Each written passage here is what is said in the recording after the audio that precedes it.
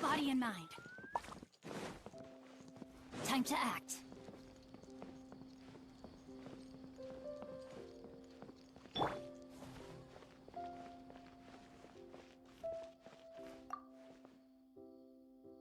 Here, over here!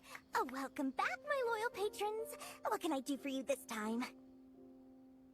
You name it. Canned knowledge, supplies, or anything else you need. I'll find a way to get it. Where there's a waterfall of Mora, there's a way. Can you really get us anything we want? Anything at all? Aha! So it appears that canned knowledge alone is no longer sufficient for your opulent appetite. Then please, oblige me. Tell me what you have in mind. Oh! I knew customers with pockets as deep as yours would undoubtedly crave something more profound than ordinary canned knowledge. But you know, that kind of information isn't going to be cheap. After all, I had to work really hard to weasel my way into the auction site. Not to mention that if anyone found out that I was the leaker, I would be in big, big trouble. But how can we be sure your information is accurate? Paimon's curious how you just happen to have this kind of info the moment we need it. Because to me, anything of value is what I consider to be my supply. Therefore, I must always be aware of what's hot on the market in order to secure more sales. As for the information's authenticity, well, you've no need to worry about that. I used a camera to take a picture of the transaction. That way, no one can dispute it. It's always a pleasure doing business with such sterling patrons. Now that you've paid in full, here's the scoop. The Divine Knowledge Capsule was purchased yesterday by a certain Misery, the leader of Ain el Ahmar. Ain el Ahmar? You mean the Eremites who worship the Scarlet King? Ah, so you're already familiar with them. The group has done everything in their power to obtain the Divine Knowledge Capsule. After all, they believe it contains the power of the Scarlet King. That Divine Knowledge Capsule is unlike any other canned knowledge I've seen before. It was glowing bright red. The capsule is clearly visible in the picture I took. You can look for yourself. Thanks for the info, Dory. Please, it's my pleasure. It's all thanks to discerning customers such as yourselves that my efforts yesterday were not in vain. Please, don't hesitate to contact me if you ever need anything else in the future. Mora for Dory opens doors. Well, we figured out where the Divine Knowledge Capsule is. It turns out it ended up...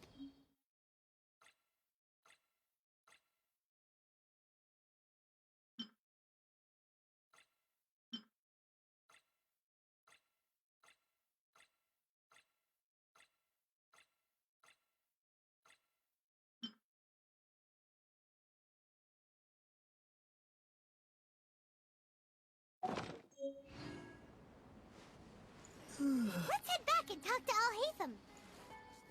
Trust me, I'll find you your perfect color.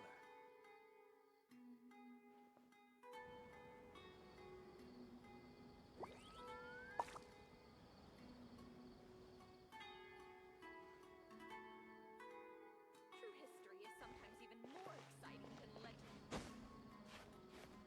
to you, CZ? Trust me, I'll find you your perfect color.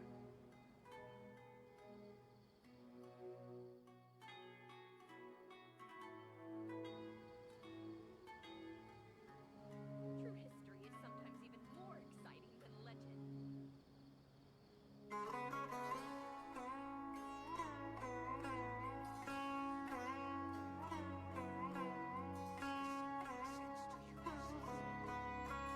Trust me, I'll find you your perfect color.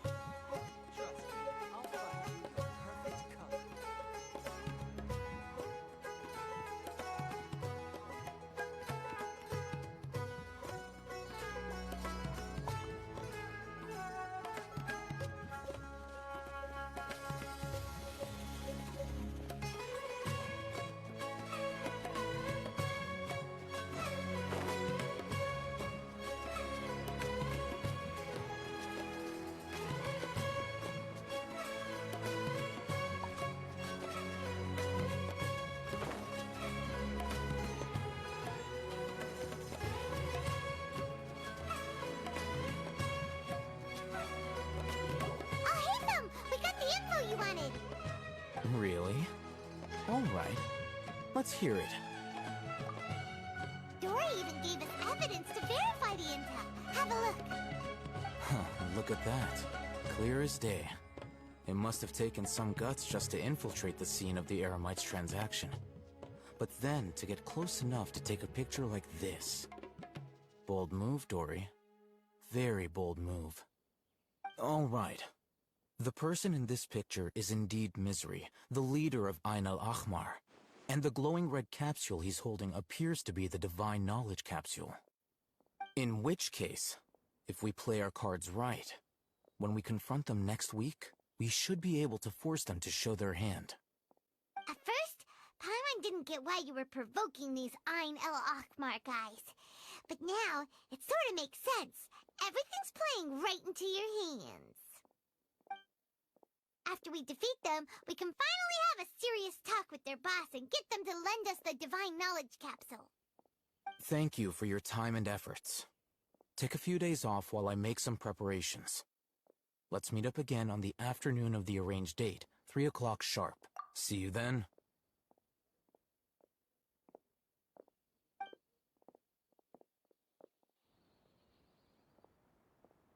Oh, Hatham sure is taking his time. Where could he be? Oh, there he is. Sorry to keep you waiting. Let's head to the pier in front of Pharos Lighthouse. Yep, let's go.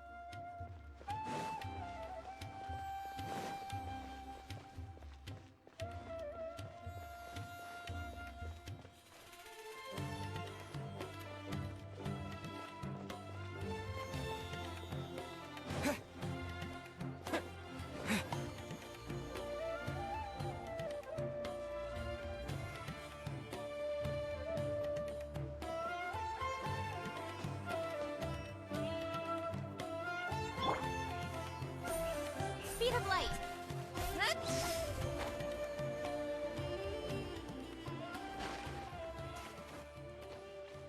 Thanks to the academians, we can stay safe when we go out to sea.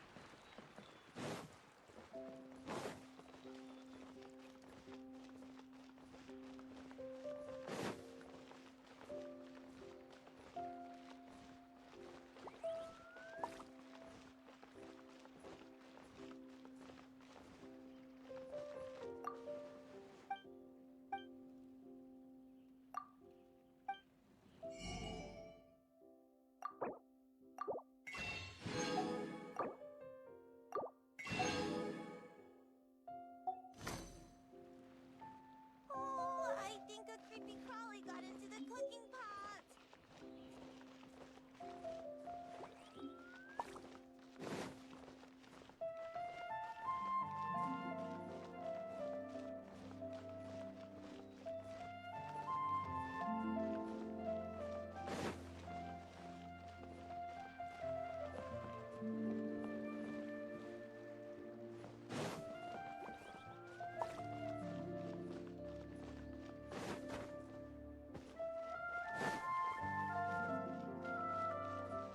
Talk to the bartender if you want a drink.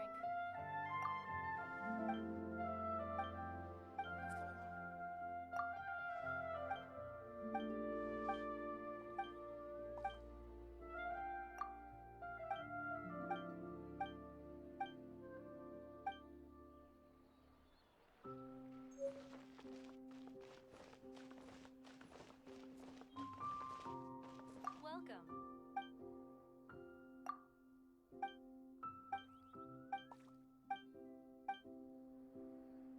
What you see is what we've got. Feel free to look around. Don't slack off. Got it. You're completely right.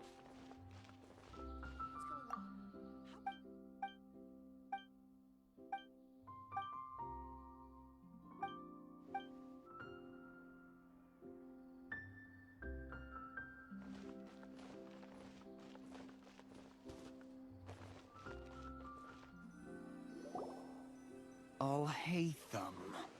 I knew you were crazy, but I didn't know you were crazy enough to actually show up. It was I who demanded that these negotiations take place. I was more worried that you might go back on your promise. But to your credit, it appears that you're sticking to your word. This is turning into quite an occasion. I also brought some backup. I assume you don't mind. Backup? Aren't you the brat from the restaurant the other day? You've come to support this lunatic because he helped you out? Fine, your funeral. I'm not going to mince my words. Once we're done with you, you'll be nothing more than fish food. Get 'em, boys!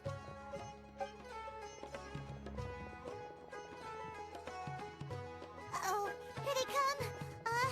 Good luck, you two.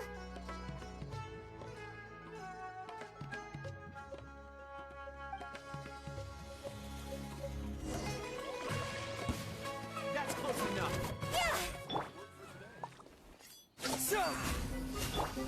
Rain outlines your fate. Nowhere to hide.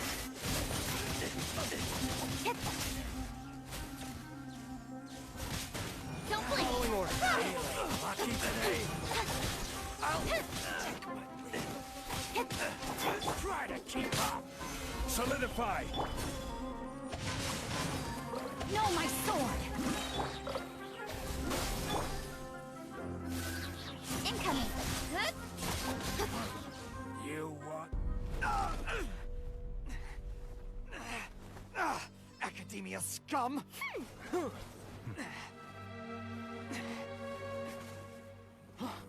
Boss! Finally! Did you use it? Great! Now we can...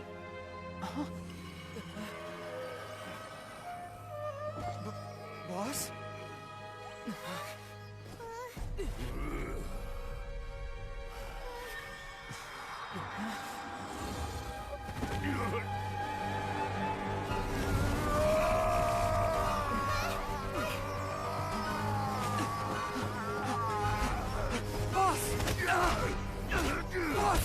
What's wrong?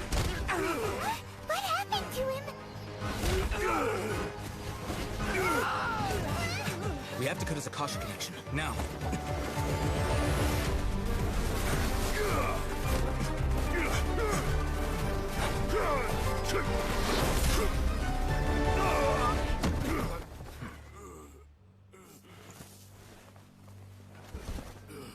Target acquired. Arrest him.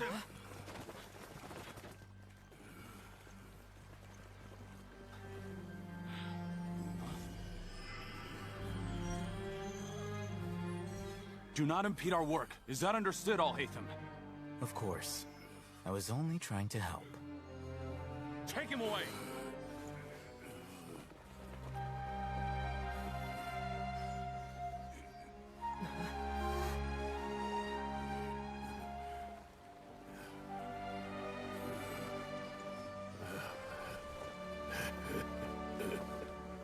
World, forget me.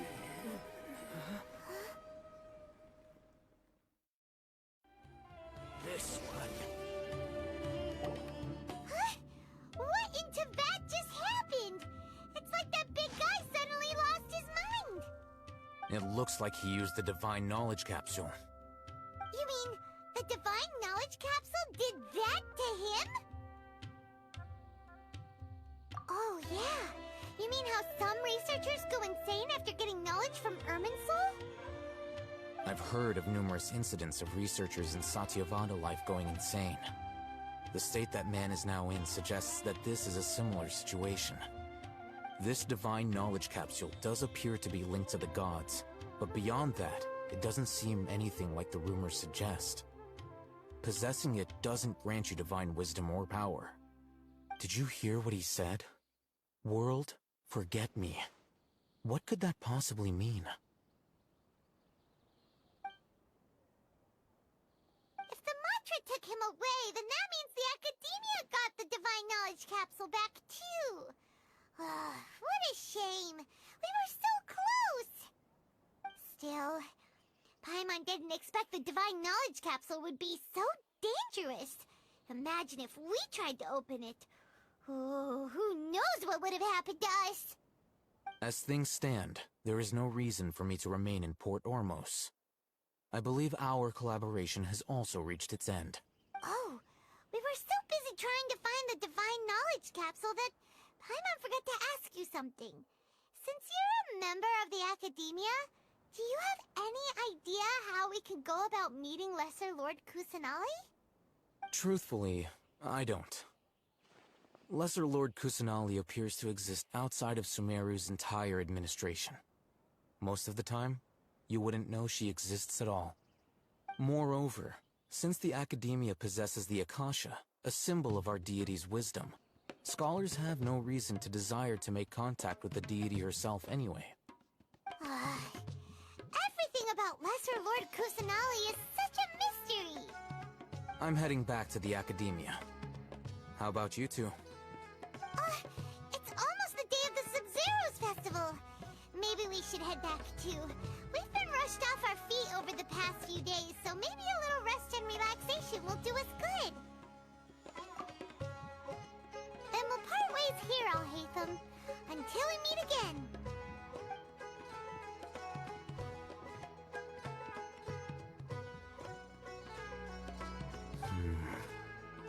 Now, do I deal with this thing first?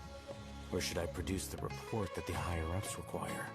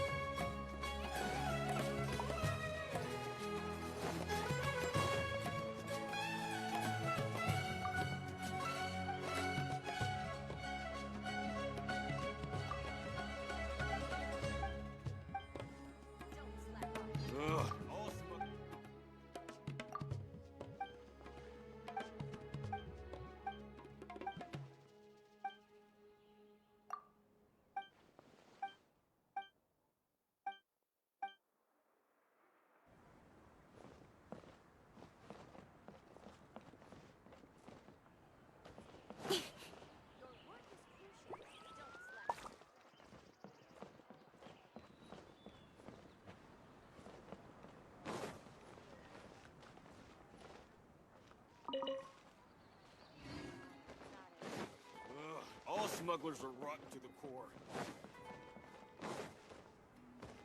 Please register new ship arrivals here.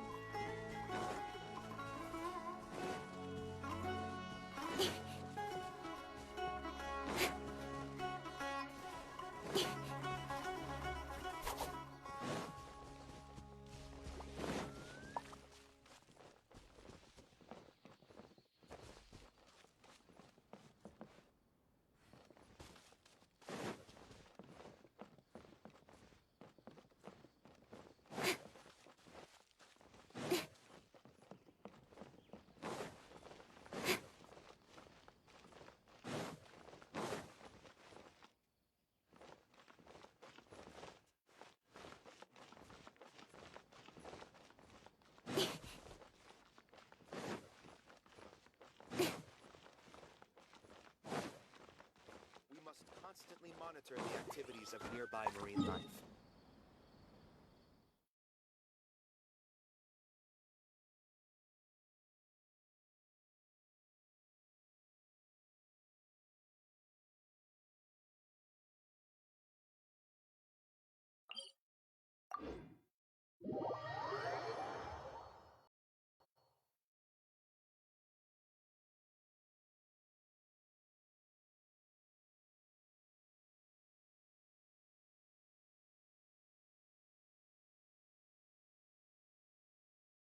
We didn't miss the SUMERU's festival, right? Let's hurry and find Dunyarzad. Paimon thinks she...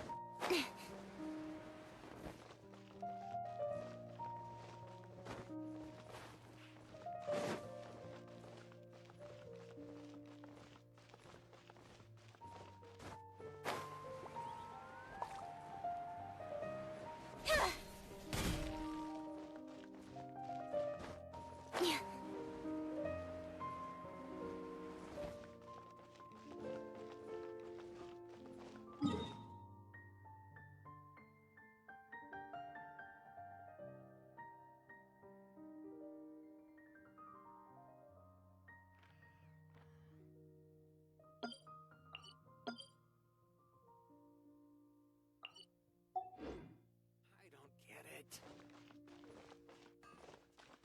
The sight of shiny jewels always take my word.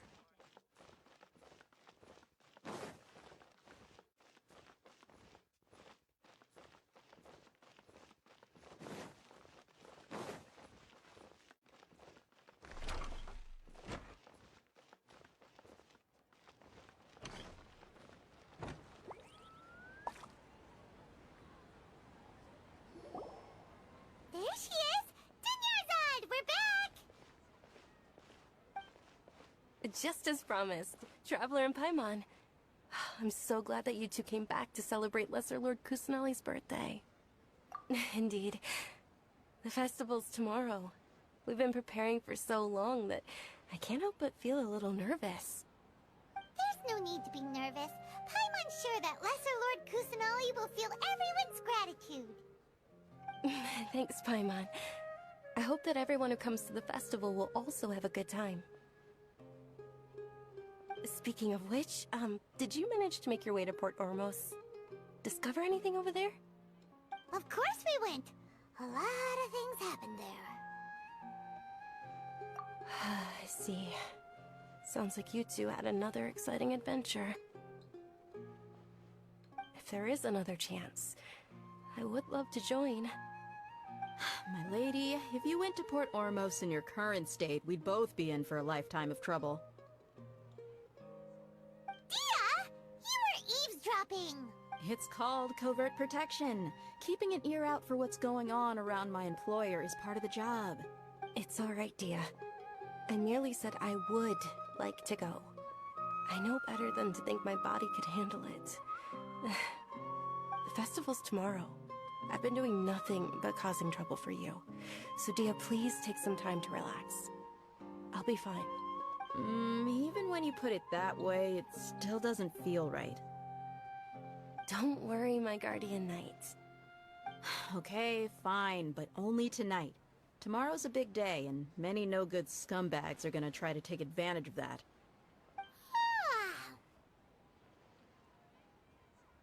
Oh, you two must be exhausted from your long journey back to the city. My apologies for not realizing this sooner.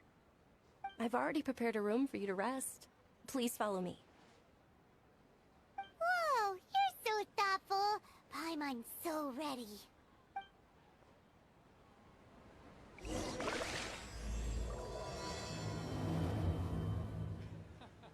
Every item I sell here has its own fascinating story.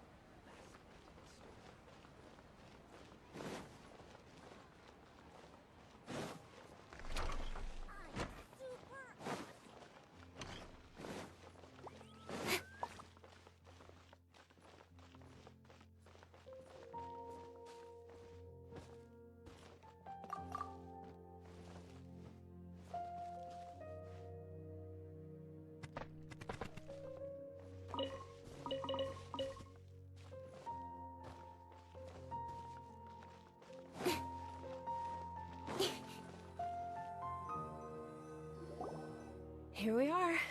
It's also fairly close to where I've been staying. It looks really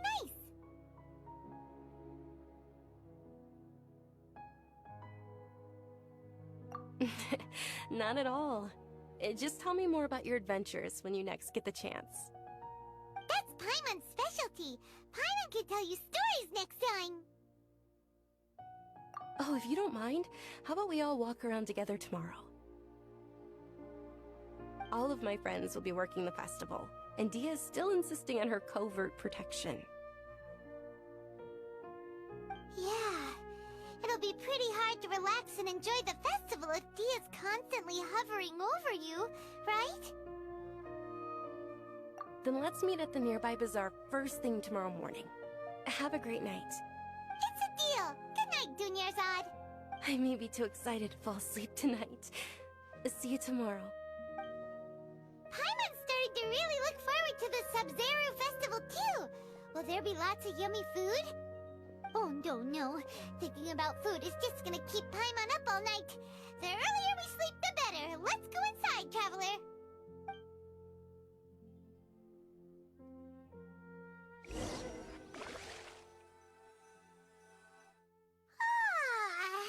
Did we oversleep?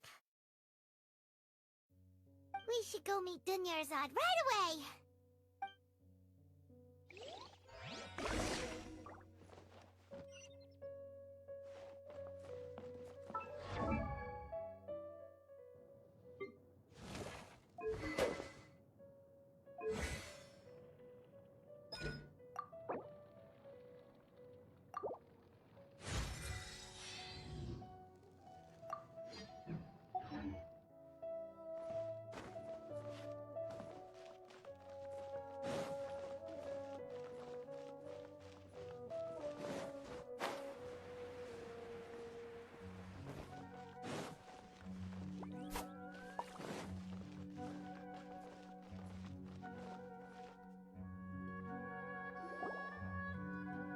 Traveler, Paimon, I've been waiting for you two.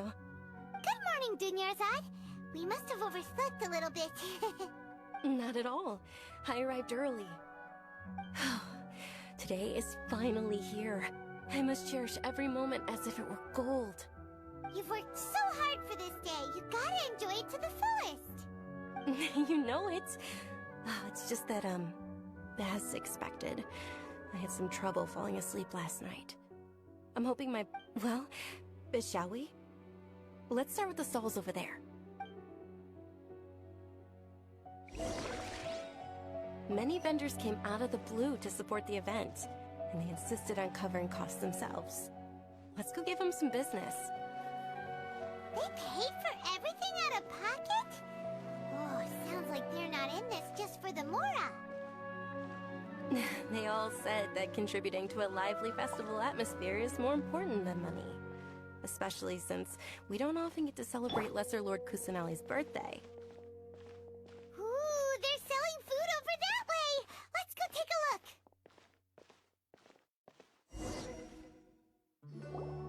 look! This is a stall offering foods from the Haftmewa feast. Oh, you could tell straight away. I thought most people nowadays wouldn't know.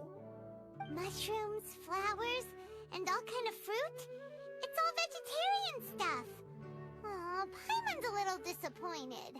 So, what's the Haftmewa feast you mentioned just now? It's another Sub-Zero's festival tradition. People used to set their tables with 7 different foods. Generally speaking, the most common selections were foods like Rukushifa mushrooms, lunar lotuses, Sumeru roses, sunsetias, capulatas, hara fruits, and zaytun peaches. So, the Sub-Zero festival is a vegetarian holiday? You don't have to be a vegetarian to enjoy the spread. We just use the 7 foods to symbolize the 7 virtues of the Dendro Archon. Wait, but if that's the case, if Sumeru uses vegetarian food to represent the Dendro Archon, then wouldn't the Pyro Archon's festival be full of food like roasted fowl, juicy meatballs, grilled steak?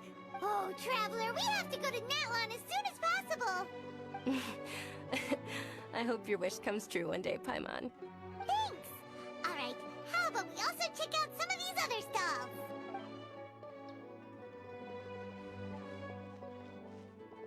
Dear customers, would you like to try your hand at alchemical divination?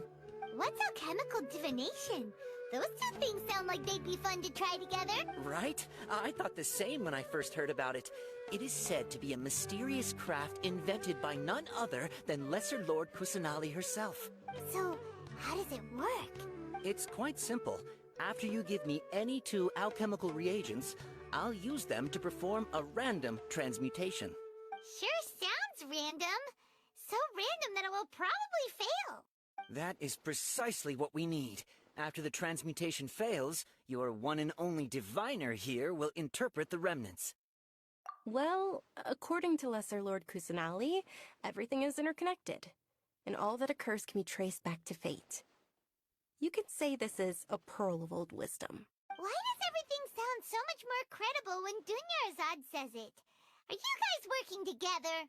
So that's the true wisdom behind it. This young lady sure knows her stuff. So, how about it? Want to give it a try?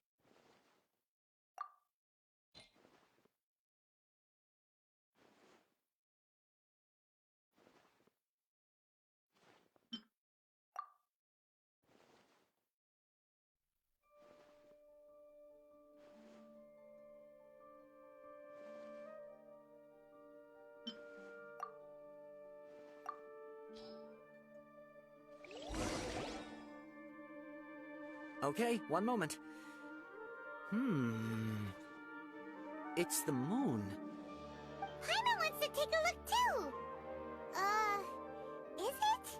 It looks more like a pie that Paimon bit into. Generally speaking, the moon signifies... It means... Wait a moment. Is he really looking it up in a book? Oh, I remember now. It means illusions and lies. Illusions and lies? That sounds rather ominous. Yes, but this book says that if you trust your intuition and overcome your fears, the sun will surely rise. He's not even trying to hide his book anymore. Naturally, fate will only ever show you the beginning of a journey. It is up to you to forge your own ending.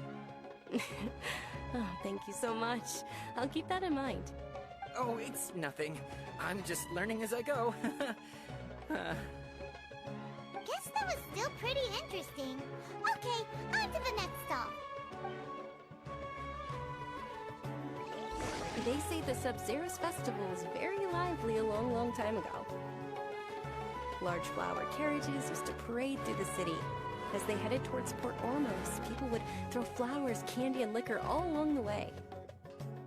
Dunyarzad's eyes are sparkling right now. I wish I could have seen that spectacle. But if you ask me, I'm sure Nilu's Dance of Sub-Zeros will be just as impressive.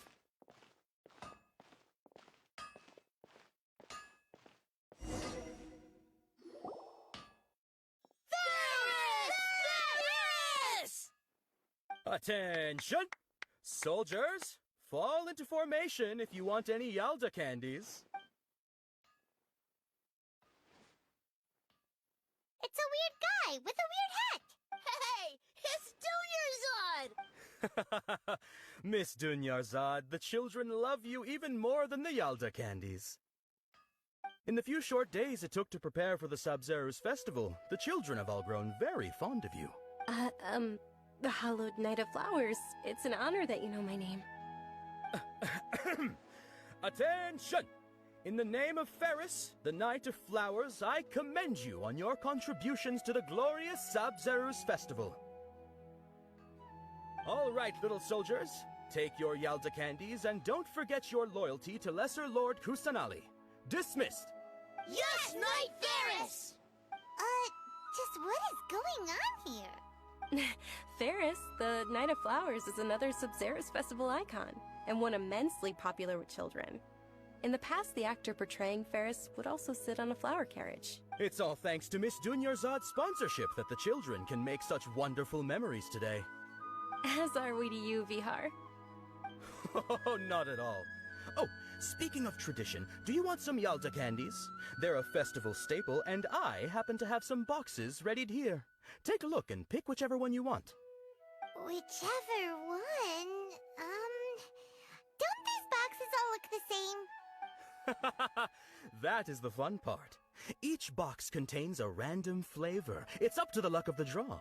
Flavors include lavender melon, hara fruit, sunsetia. Ooh, those all sound pretty good. And there's also lizard tail and oni kabuto. Huh? What's up with those two flavors? Oni kabuto is a little spicier than lizard tail. Dunyarzad, you tried them before? It's alright. Paimon believes in you. I also believe in your intuition. Great! These boxes of candy are numbered 1 to 5 from left to right. Which one do you want?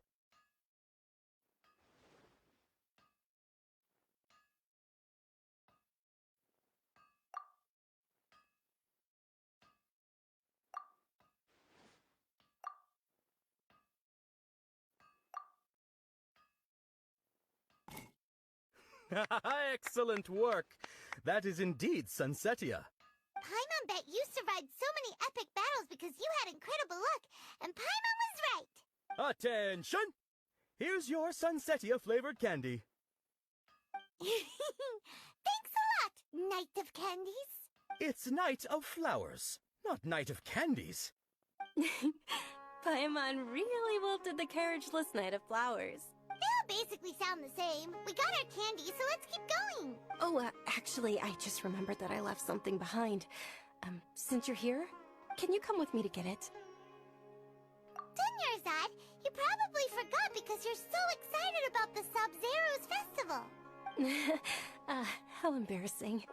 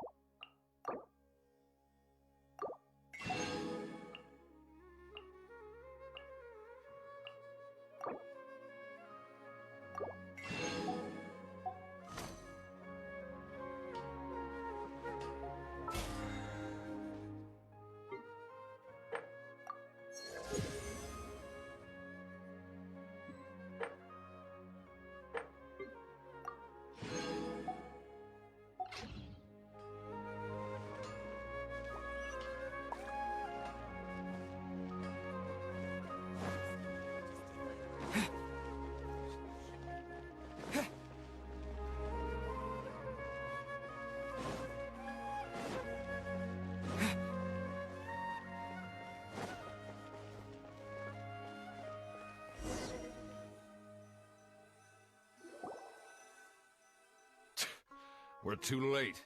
Who knew the little lady was such an early riser? I know, right? Hey, wait a minute. Pause. Isn't that her? Oh, that most certainly is. We're in luck. She's walking right into our clutches. Those Eremites don't look like they're up to any good. Who are you? I don't believe the Homayanis hired you. That's right. We haven't received any of their mora, but I wonder how much the Homayanis would shell out to get you back. They're a gang of kidnappers! Traveler, hurry and protect Dunyarzad! Hey, did you scumbags even consider that the Homayanis might have hired a merc that outclasses you? You're... Dia!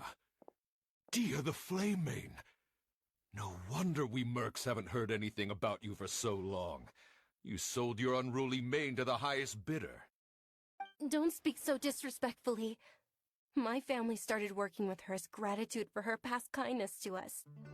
Don't worry about it, my lady.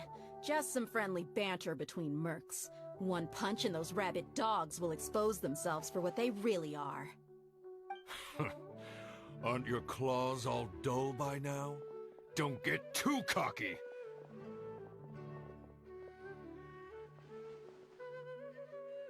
Traveler, take Miss Dunyarzad to a safe location. No, we're gonna stay and help. There's too many of them.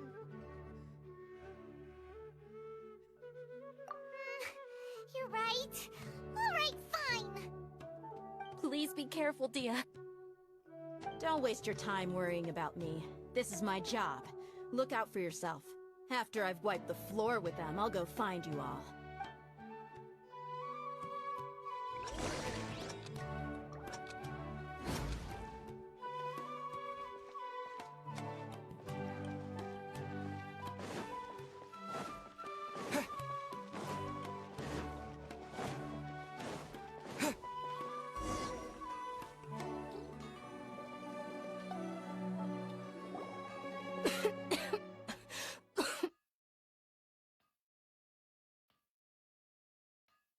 Dunyarzad, are you okay?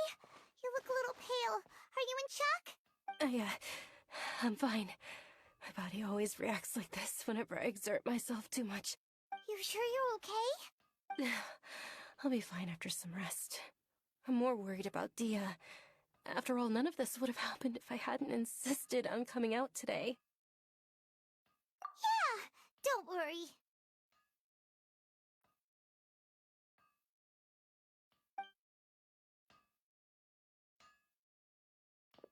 My lady, traveler, found ya. Dia! You took care of them so fast!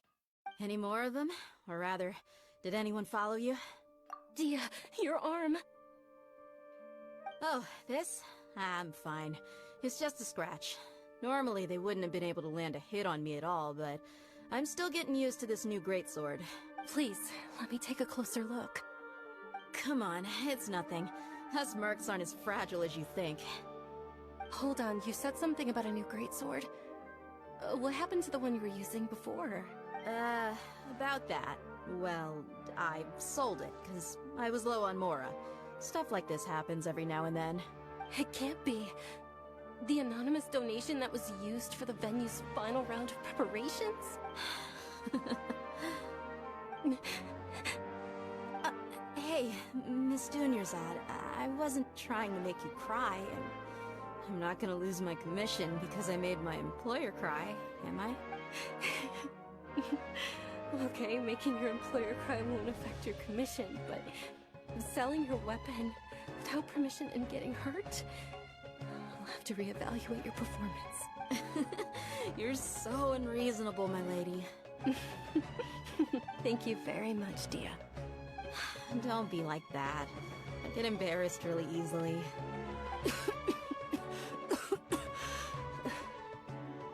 Are you feeling unwell again, Dunyarzad? My lady, your condition. Traveler, can you take her somewhere to rest? I'll look around the area to make sure we're safe from an ambush. Truly. I'm sorry for the trouble, everyone.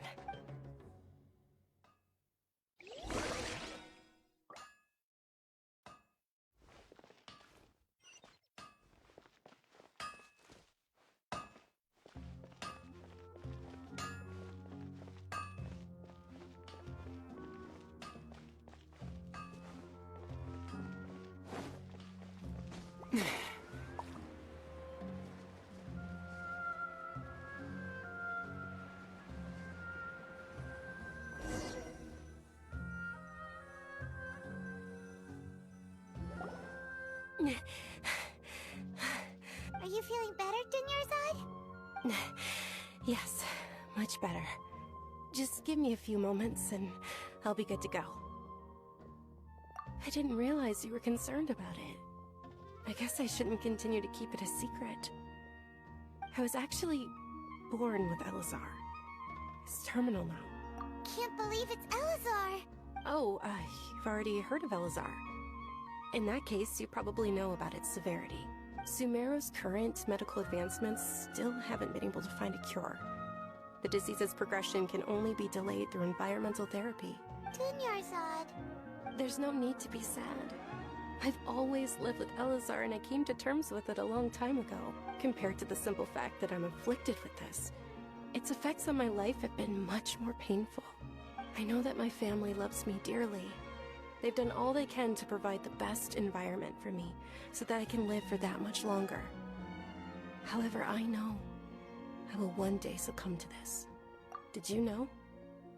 Before I ran away from home this time, the world outside of my home didn't even know that I existed. Since I was a child, all I could do was sit on my bed and stare at everything outside of my window. I'm sure my family's worried and disappointed in me for running away, but I just didn't want to have any regrets. I wanted to meet other people. To me, there's nothing more beautiful than being able to meet and speak with others. Not to mention the incredible time spent preparing for the festival. The joy on everyone's faces here, and all the support I've received from friends like Dia. This way, when my final day does arrive, it will be less sorrowful. At the very least, many people will remember that I once existed in this world, right? As long as you don't forget Paimon, Paimon also won't forget about you. No, even if you forget Paimon, Paimon will still remember you. Thank you two so much. I apologize for the depressing conversation. This is out of character for me. To be honest, Lesser Lord Kusanali gave me the courage to do all of this. If it weren't for her encouragement, I wouldn't have taken that first step. Thanks. There will always be frustrations in life, but I know that the point of living is not to leave behind any regrets. Oh, right. Isn't it almost time? Huh? Almost time for what? Isn't the Dance of Sub-Zeros about to begin? It's the part of the festival that I've been looking forward to the most. Nilu will recreate that legendary scene with her most splendid dancing. And the Sub-Zeros festival will conclude amid everyone's applause and blessings. And with that, my wish will also... Then what are we waiting for? Let's go to the stage! Yeah, we should still make it in time.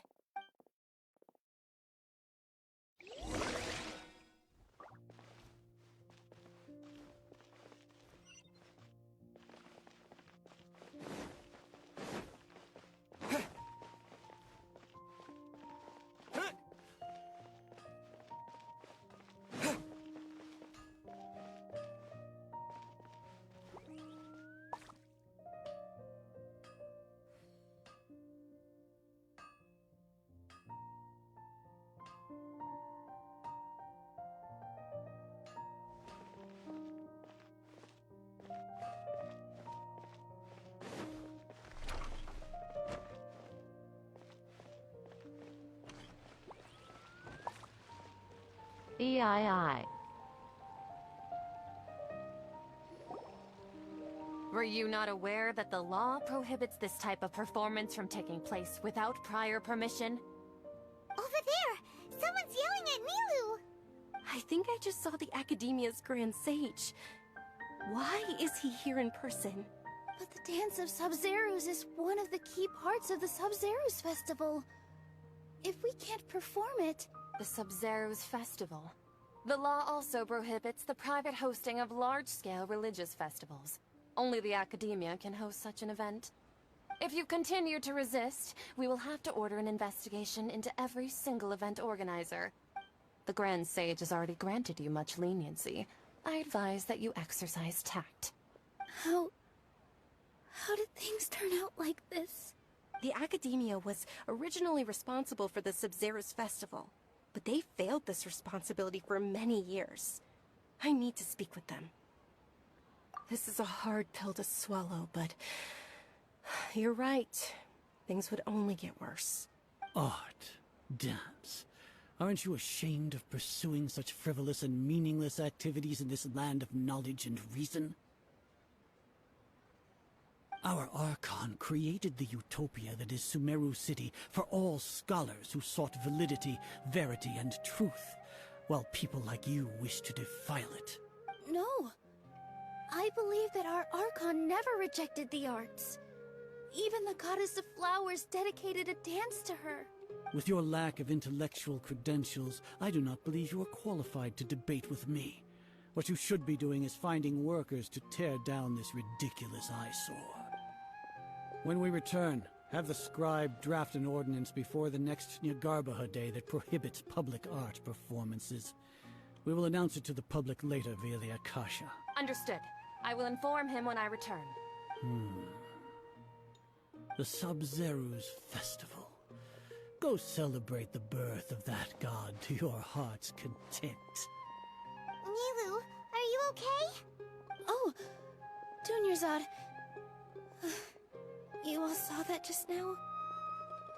The Grand Sage ordered us to stop the performance. Yeah. Let's go somewhere the Academia can't find us and perform there. But how do we let everyone know? And what about the atmosphere on the stage? Or we could get people to block them off so they can't interrupt the performance. No. They just threatened to investigate the organizers. If we were caught... Nilou, it's alright. Don't worry about it. But you've been looking forward to the Dance of Sub-Zero so much. And I know how important this festival is to you. I don't want you to have any regrets. It's okay. Seeing you care this much about my feelings is more than enough. It would be too risky to continue the Sub-Zero's festival at this point. I don't want to get everyone in trouble. If you say so. But... you can sneak out for the next Sub-Zero's festival, right? We'll make sure the next one is a smashing success. The next one. Yes. Okay. It's a promise. It will be a smashing success. Paimon can't believe this is how things turned out.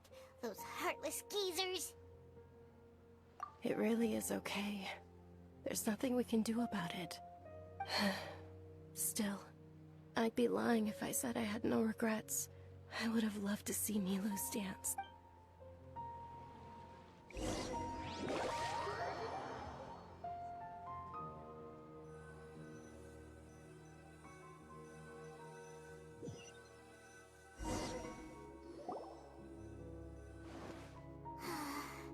A lot happened today.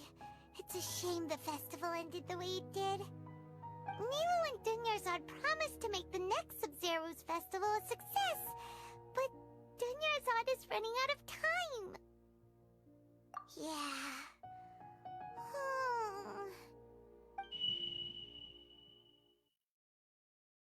All connections have been secured to construct the most stable framework possible. The project is entered its most critical phase. Power has begun to flow from...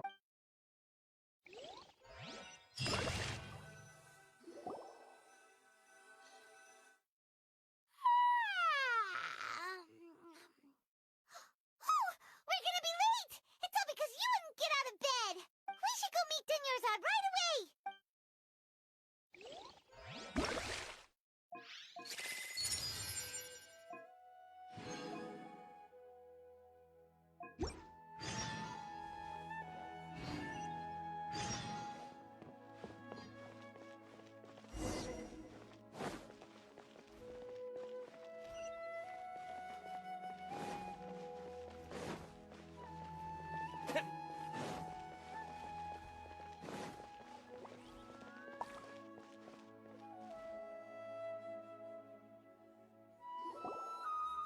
Good morning, Dunyarzad.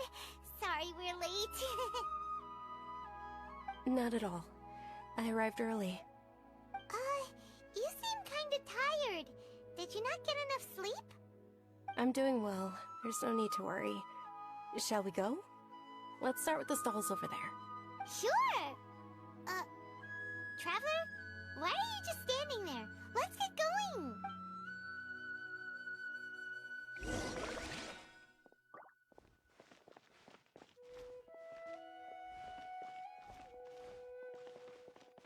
Ooh, they're selling food over that way! Let's go take a look!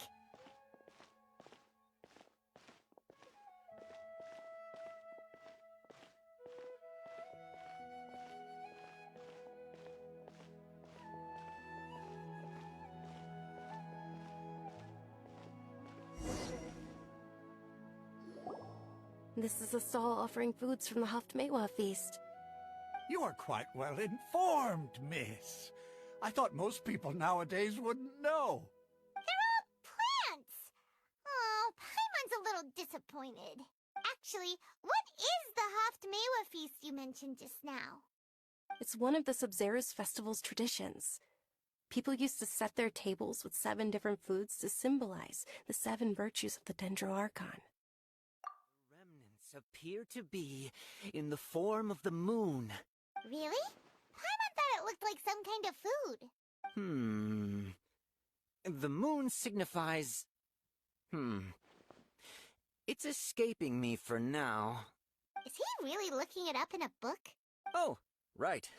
It means illusions and lies. But if you trust your intuition and overcome your fears, the sun will surely rise. Understood. I'll keep that in mind. Oh, it's nothing. I'm just learning as I go. Guess that was still pretty interesting. Okay, on. So, where to next?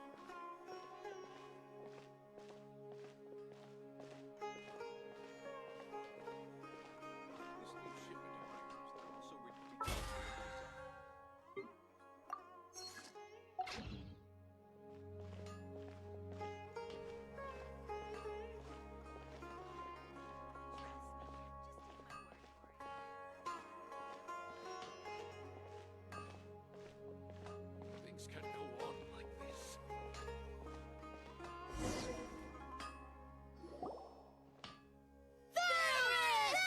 All right, soldiers. Now that you have your Yalda candies, don't forget your loyalty to Lesser Lord Kusan. Yes, Knight Varus! What's going on? Is this a play? Ferris, the Knight of Flowers, is another Subceres festival icon and one immensely popular with children. It's all thanks to Miss Dunyarzad's sponsorship. Oh, do you want some Yalda candies? I happen to have some boxes ready here. Take a look and pick... What's to pick? Don't these boxes all look the same? It's not that simple. Each box contains a random flavor. It's up to the luck of the draw. Flavors include lavender melon, hara fruit, sunsetia. Ooh! And there's also lizard tail... Ugh! Why do those flavors even exist? Traveler, help Paimon! Great! These boxes of candy are numbered 1 to 5 from left to right. Which one do you want?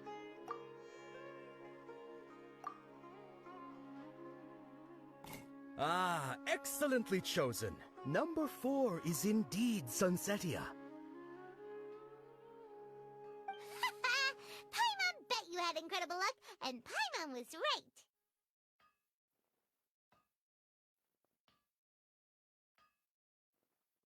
Huh? Are you saying that you instinctively chose the right box? But now that you mention it, Paimon also had the feeling you'd choose the right one. Is that maybe we didn't sleep very well last night? Or maybe we slept too much? Oh, sure. Huh? Where are you going? You're just gonna walk off like that?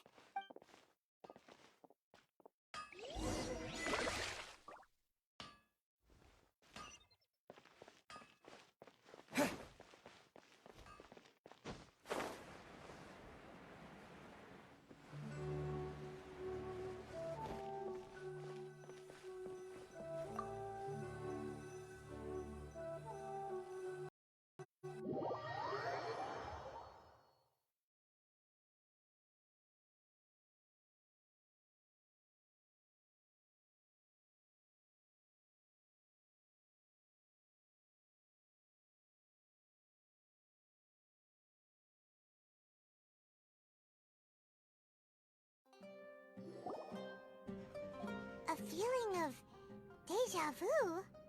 Oh, Paimon knows what that is. It's when you feel like you've already experienced whatever is going on. In that case, Paimon also felt something like that today. But that's just our brains playing tricks on us, isn't it? So why'd you run here in such a hurry? So that's it! You're intentionally doing things you usually wouldn't and seeing if you still get that same feeling of deja vu. Welcome, you two. Are you here for lunch? What would you like to eat? Got it. You don't look like you're from these parts, but I gotta say, you got good taste. I'll give this order to the kitchen. Coconut charcoal cake? Isn't it that burned thing that didn't look tasty at all? Oh, Paimon understands what you're trying to do now. You'd never normally order something like this.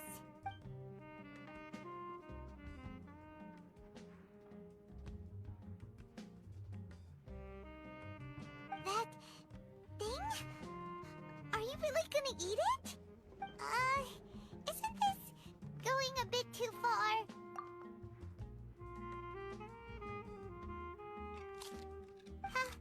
How was it? The look on your face is telling Paimon that it tasted awful. Then, you mean... That's impossible! We were just talking about how gross it looked! So, would this be a case of taste bud deja vu? Paimon also gets the impression that we've been here many times, even though we aren't regulars. How about we go out again and try something else?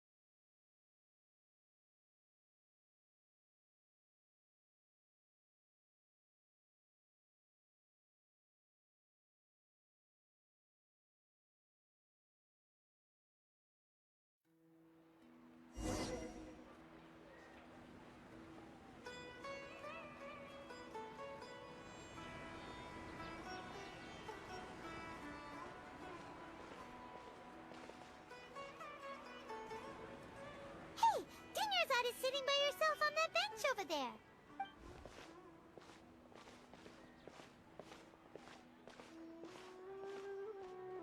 What a coincidence, Dunyarzad. We meet again. Why are you sitting here all by yourself? Oh, I ran into some kidnappers just now, but thankfully Dia came to my rescue. I started to feel unwell after that, so... Kidnappers? Oh my goodness, are you hurt? I'm okay. Dia's arm got scratched, but it isn't serious. Whew.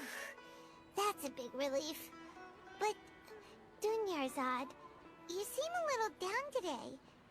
It's the Sub-Zero's festival, and you've been looking forward to it so... Not at all. I've always been like this. Excessive physical exertion or strong emotions tend to aggravate my illness. Besides, no matter how amazing today may be, it is but a single day. After however many more days, my time will come to an end. Paimon doesn't quite follow you, and Paimon feels like something's really got you down right now. It really is fine. I don't mind.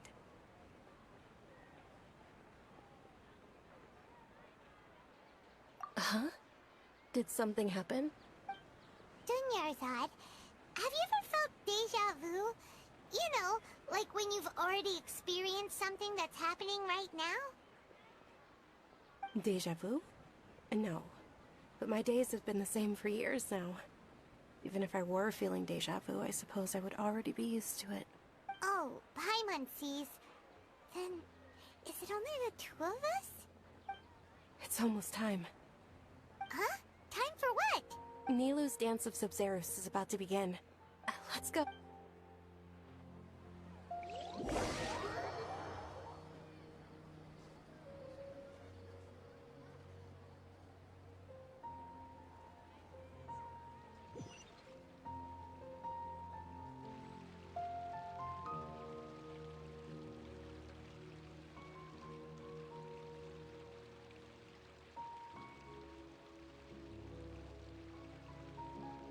With your lack of intellectual credentials, I do not believe you are qualified to debate with me. What you should be doing is finding workers to tear down this ridiculous eyesore. When we return, have the scribe draft an ordinance before the next Nyagarbha Day that prohibits public art performances. We will publicly announce it later through the Akasha. Understood. I will inform him when I return. The Sub-Zero's festival. Go celebrate the birth of that god to your heart's content.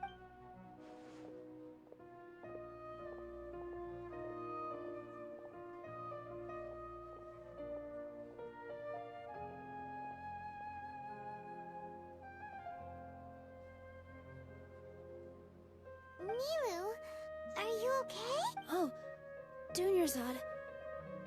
The Grand Sage ordered us to stop the performance. It's okay. There's nothing we can do about it. But you've been really looking forward to this.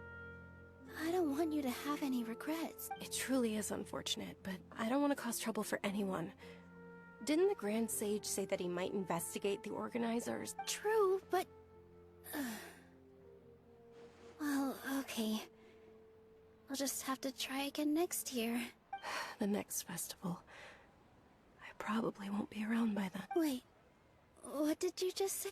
No, nothing. I'll be heading back to rest. Thank you for your help, everyone. Paimon can't believe what those heartless geezers did! Did Dunyarzad already go back? We should also return and get some sleep.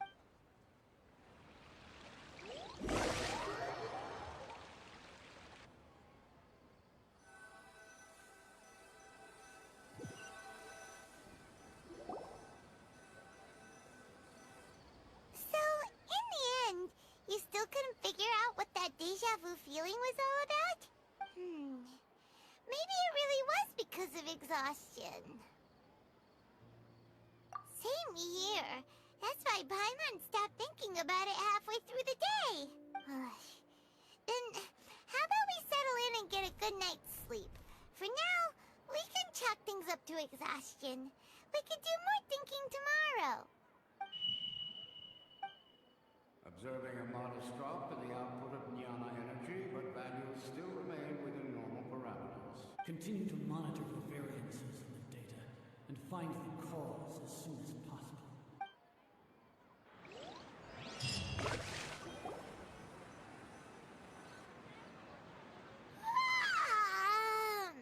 Why does Paimon feel so tired after so much sleep? Anyway, we should go meet Dunyarzad right away.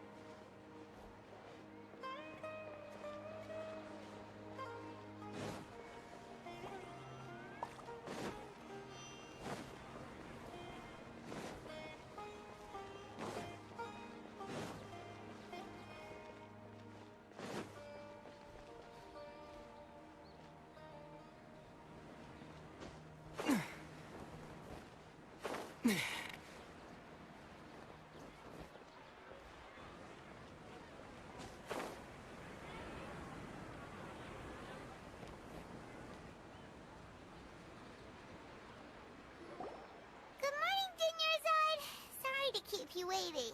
Not at all. I arrived early. Huh? Paimon thinks you sound kinda tired. Did you not get enough sleep? I'm doing well. There's no need to worry. Shall we go? Let's start with the stalls over there. Great idea! Let's get going! Traveler?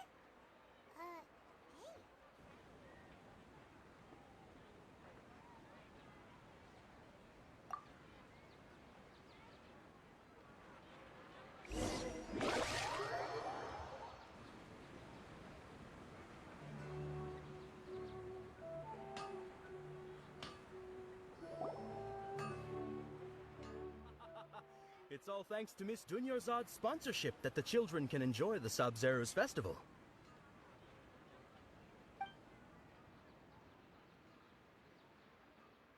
Oh, are you interested in Yalda candies? I have some boxes of candy here. Pick whichever one you want.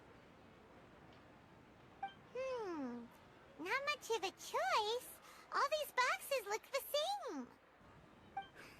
same. It's not that simple. Each box contains a random flavor. It's up to the luck of the draw. Flavors in... They are... And there's also lizard tail... Huh? What would... No problem. These boxes of candy are numbered 1 to 5 from left to right. Which one do you want?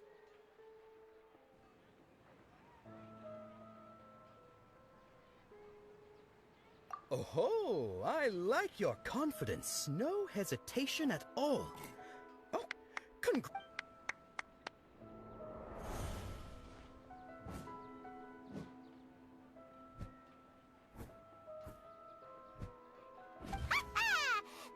knew he always had incredible luck.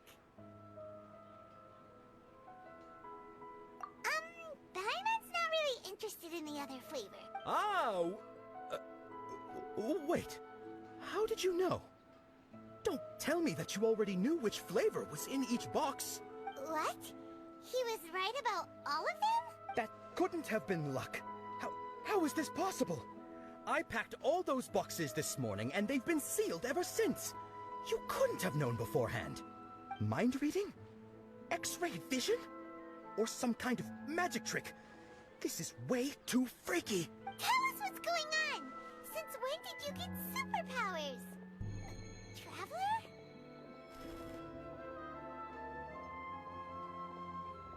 Hey, where are you going? What's going on? Did you see something?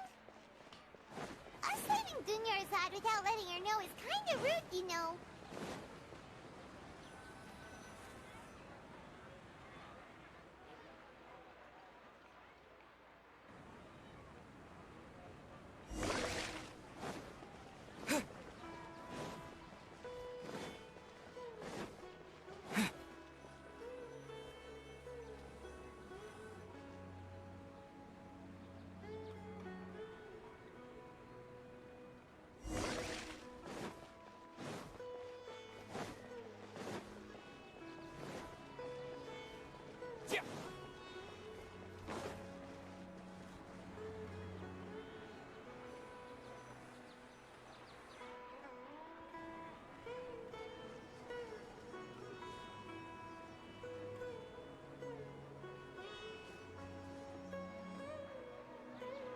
What are you looking for?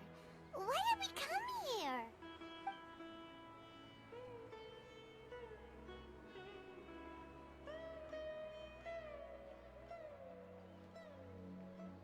Traveler?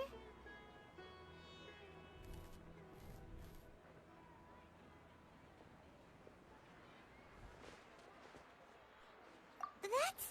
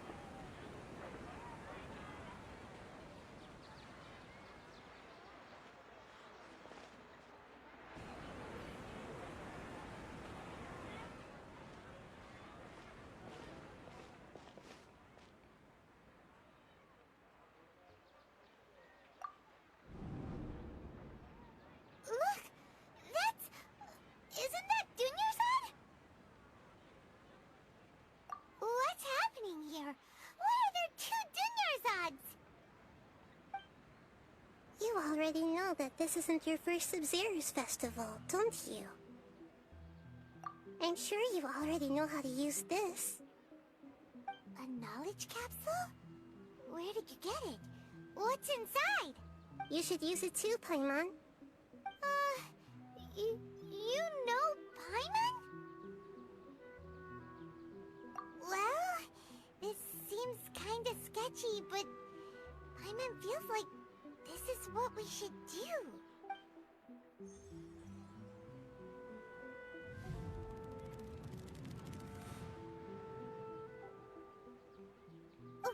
What the? This is our 20th time at the Sub-Zero's festival? Huh? No. The 30th? 40th? Just how many times have we been to the Sub-Zero's festival? Have we been trapped in a single day? If it weren't for you, we wouldn't have even realized. What the heck was inside that knowledge capsule? Your memories are still scrambled? Try your best to remember. This isn't the first time we've met, and I answered that question a long time ago. Let Paimon think. Oh, it's coming back. Meeting you was the real catalyst for restoring our memories, and the knowledge capsule was just your means of showing our minds the way. What about everyone else? Why are you only helping the two of us? Your sense of deja vu is stronger than everyone else's, yes? As for an explanation, you two received the blessing of Dendro, and you also have special, sensitive constitutions. It was as if a single sheet of paper was separating those memories from your consciousness. A familiar question. I think this is the 7th time you asked that. As you can see, she isn't doing well. You probably sensed it too. The Dunyarzad you were just with is different from the first Dunyarzad you met. That first Dunyarzad is in front of you right now, and she doesn't have a lot of time left. Looks like you're almost done sorting out your brain. Oh yeah, I'm Nahida. Good, you passed the test. What's happening? You can awaken our memories, and you seem like you know what's going on. Oh, wait, please don't tell Paimon even you don't know. Everything in this world runs in a loop. This cycle is called the samsara. You, me, and everyone else are all stuck inside the one-day samsara. As for the truth, that's on you to find out. If you were told the truth instead of discovering it yourselves, it would literally blow your minds. I don't know how you'd be after that. I can only give you surface-level help, like bits of information and subtle hints. For the rest of the time, I'll be doing all I can to slow down Dunyarzad's illness. She looks like she isn't doing well at all.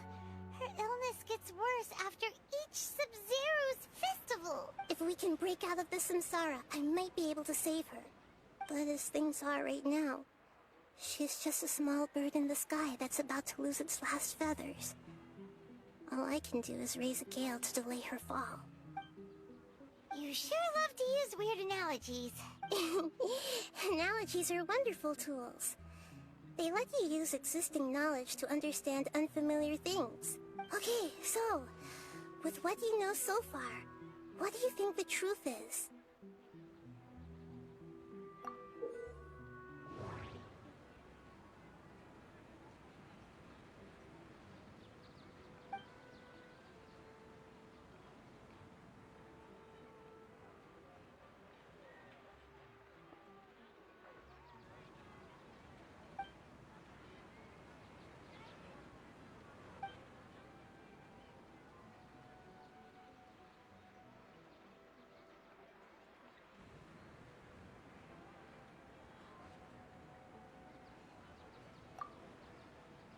The moon, illusions, and lies.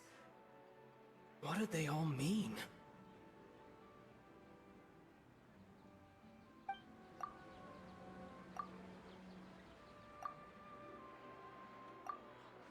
What's happening right now seems to have happened before.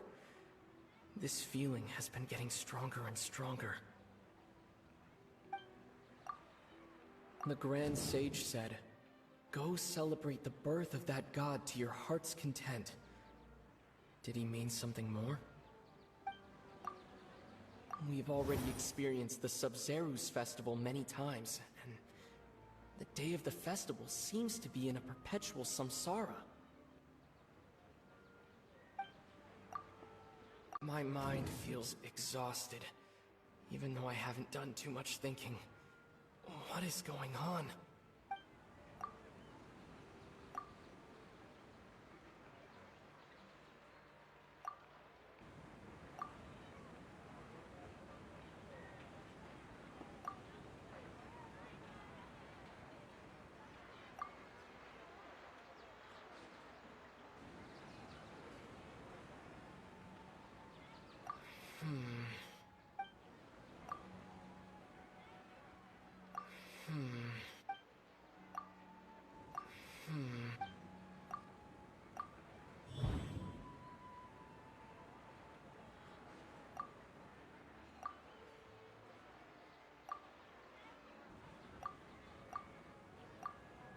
That should be it.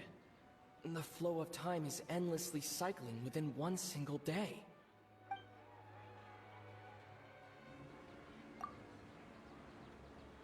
A time loop. You've given similarly wrong answers in the past. Still the wrong A simple time... Junior's... The Sub-Zeru's festival is happening every day, but that doesn't mean we can waste an infinite amount of them. Hurry and find the truth before...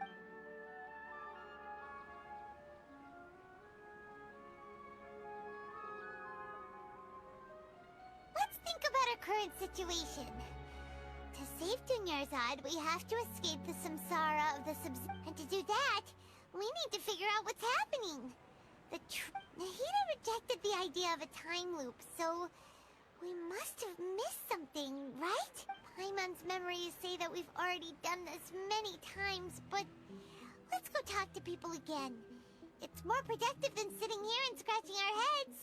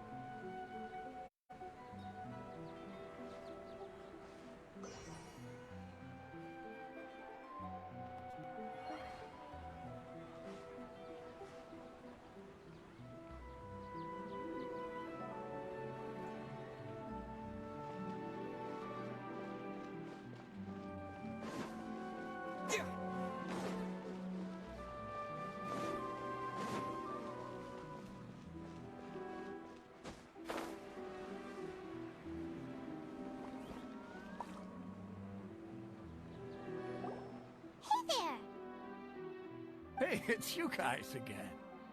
Where's your cultured friend? She's feeling a little I see. Did you come back to buy something? I guarantee the freshness of my products. I harvested them from the forest just yesterday. Huh? What brought this about? I hurried back from the forest yesterday, and I'm selling produce here today. I haven't felt anything strange. To put it another way, if you really think about it, was yesterday truly yesterday? Did you actually come back from the forest yesterday? What kind of philosophical nonsense is this? Are you two daydreaming? Didn't you know that no one dreams in Sumeru? Go somewhere else if you want to find someone to daydream with.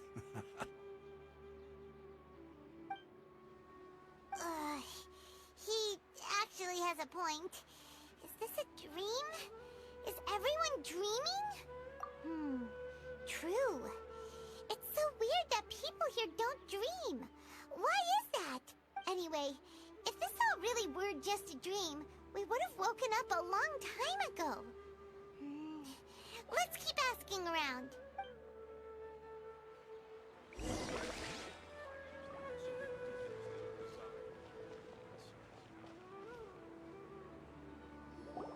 Oh, it's you two. Was my divination so accurate that you felt compelled to compliment me in person? Ooh, I knew it! I told you, the god's divination is highly accurate. You just hadn't fully understood its significance yet. You're really excited about this, huh? That's exactly why we came back. Help us better understand it. Help you better understand it? Well, that isn't exactly what I excel at. So, you're admitting that you don't have a clue? Anyway, what kind of situation did you get into?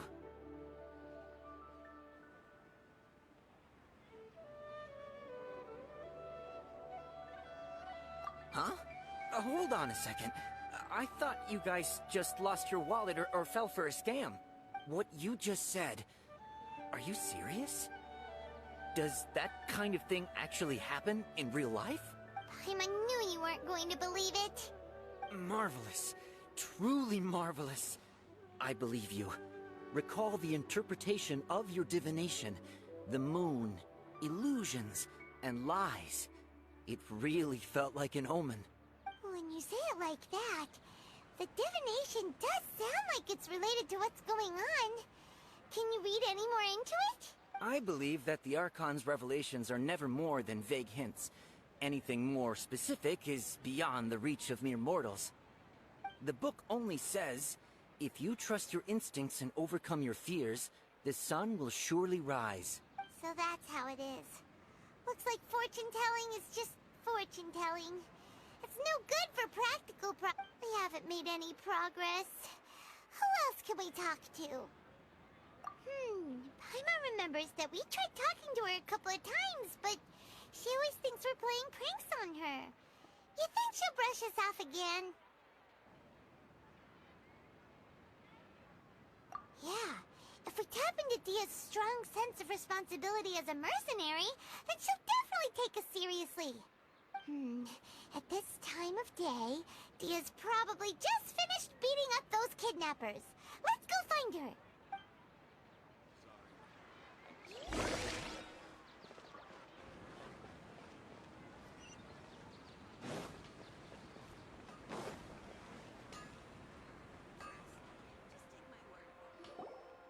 I'm fine, my lady. It's just a scratch.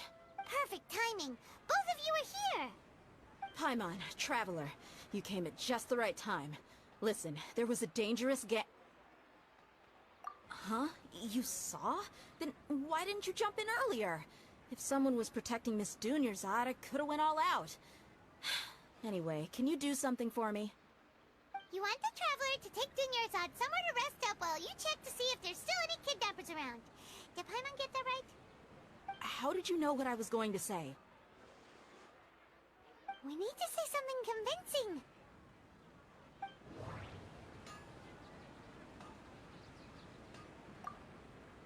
Dia sold her greatsword to raise additional funds. And then she was injured because she wasn't used to her new weapon. Tell her, Traveler!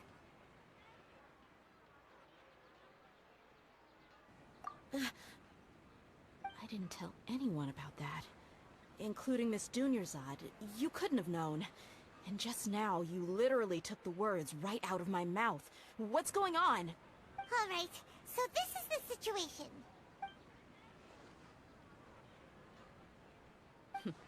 It's kinda hard to believe what you just told me. First, let me make something clear. Most of us desert dwellers might not be the scholarly type, but we do have basic common sense. She's quieter than usual.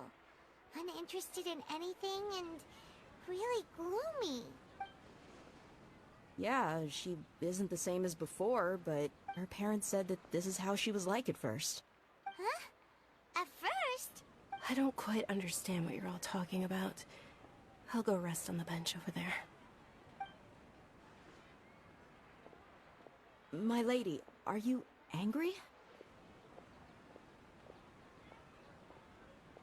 All right, I'll give you the benefit of the doubt since you knew about my greatsword. Let's make this a quick trip. Miss Dunyarzad isn't completely safe here.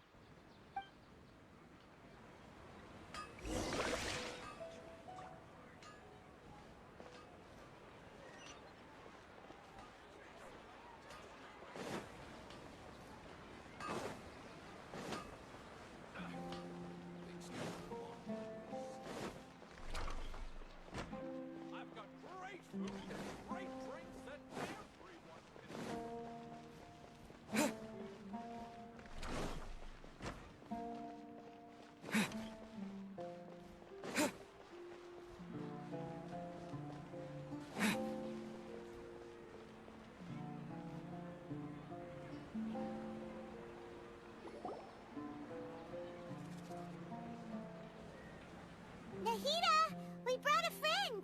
Are you busy? I thought I told you that it won't help to bring anyone here. We just wanted her to see the real Dunyarzad's condition. The real Dunyarzad? Where and who are you talking to? Huh? I told you that you two are special. Other people can't see me or Miss Dunyarzad here.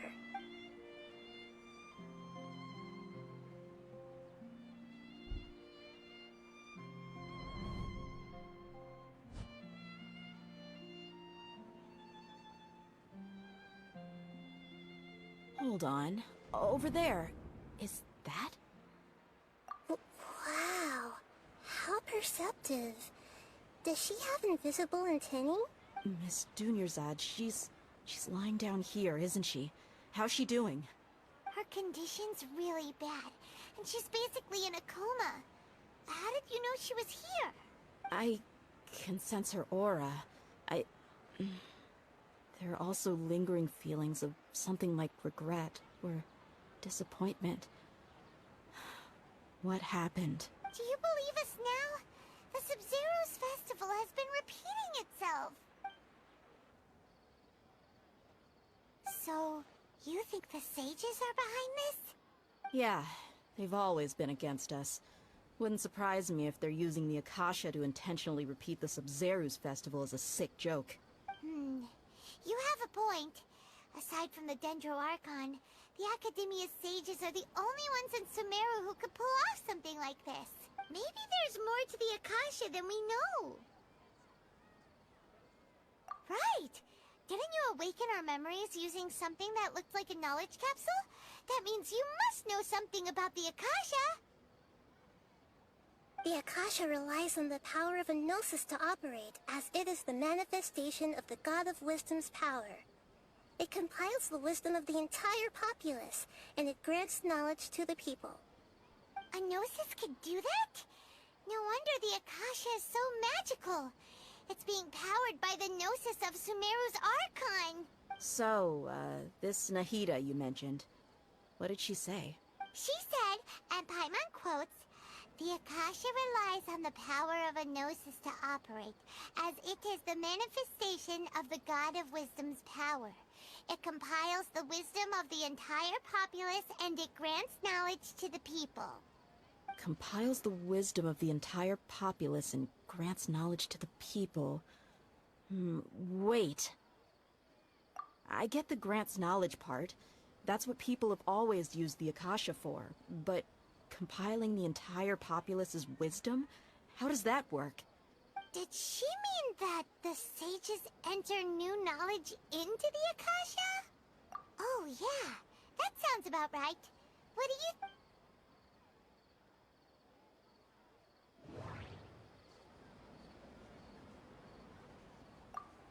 Okay, Nahida said the Akasha relies on the power of a gnosis to operate, as it is the manifestation of the God of Wisdom's power. It compiles the wisdom of the entire populace, and it grants knowledge to the people. People in SUMERU don't dream. What a strange phenomenon. My mind feels exhausted, even though what's happening right now seems to have happened before. This feeling has been getting stronger and stronger. That doesn't sound right. I need to carefully think things through. That doesn't sound right. I need to carefully think things through. That doesn't sound right. I need to carefully think things through.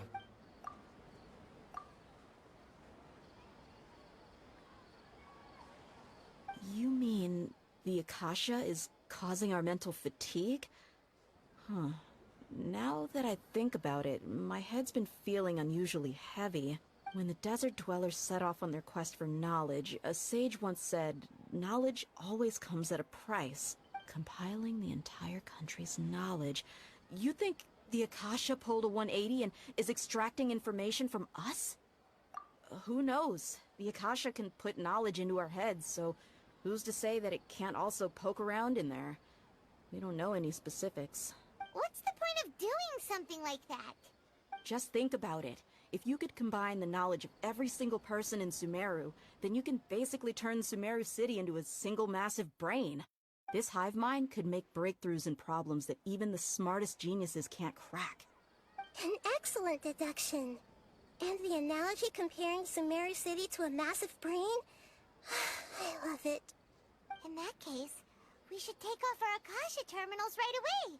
Maybe that'll solve this problem. Yeah, I was only wearing this for show in the first place. Didn't expect the sages to cook up such a conspiracy. Mark my words, when this is over, I'm getting evidence and exposing this whole thing to the public. How does everyone feel? Huh? What is it?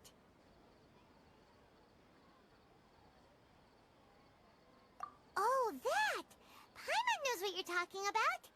It's a single soft beep that sounds like it's coming from the Akasha terminal. The sound of a beep.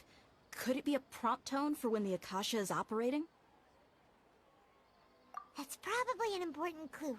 We weren't using our terminals, but we heard a beep anyway.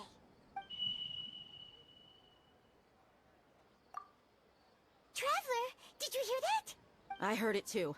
Our ears aren't messing with us. There was definitely a beep, but it sounded like it was coming from inside my head. We took off our Akasha terminals.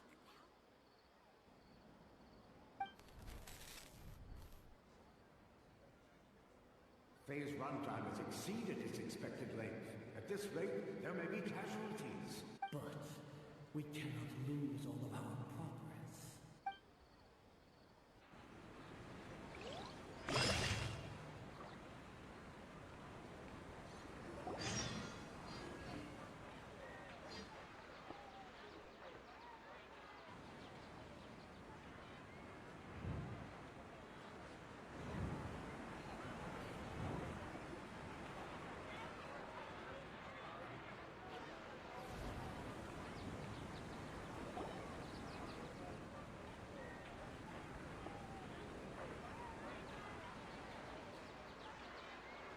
Paimon remembers everything! Good. You adapted quickly this time. We definitely took off our Akasha terminals last night, but we still heard that beep. Why is that?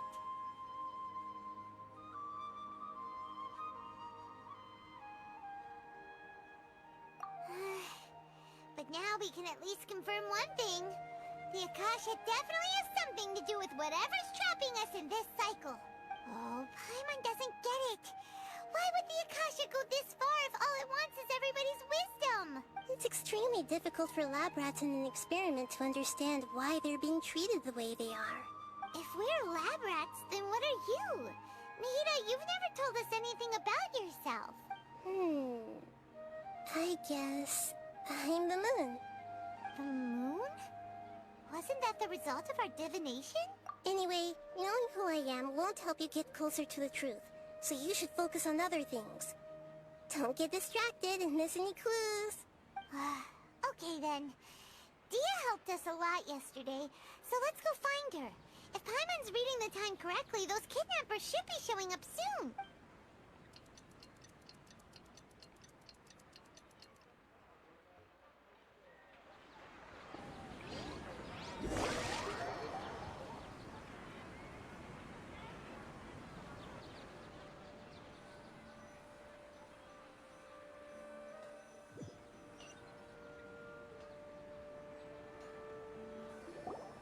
Ah, there you are. I've already taken care of those kidnappers. My lady, did you get hurt? Dia? What's wrong? Why are you both gawking at me like that? You didn't get hurt this time. Huh? What do you mean this time? Why are you so surprised that I managed to get out unscathed? Those kids were amateurs.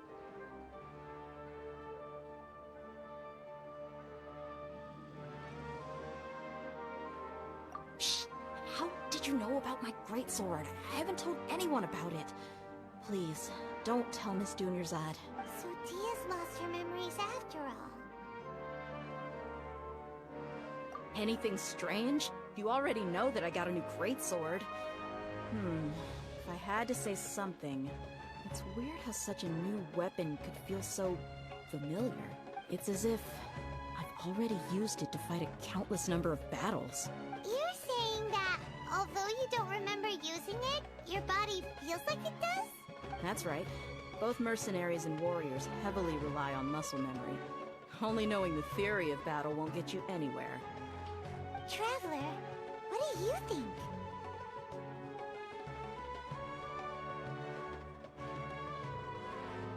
Yeah, Paimon's feeling really hopeful. Oh, you're right! Earlier in the Samsara, something like this would have never happened. I have no clue what you two are talking about, but it's still dangerous here, so... So you want us to take Dunyarzad somewhere else to rest while you check if there are still more kidnappers around, right? How did you know what I was gonna say? Can you read minds? Forget it. Go and do your thing.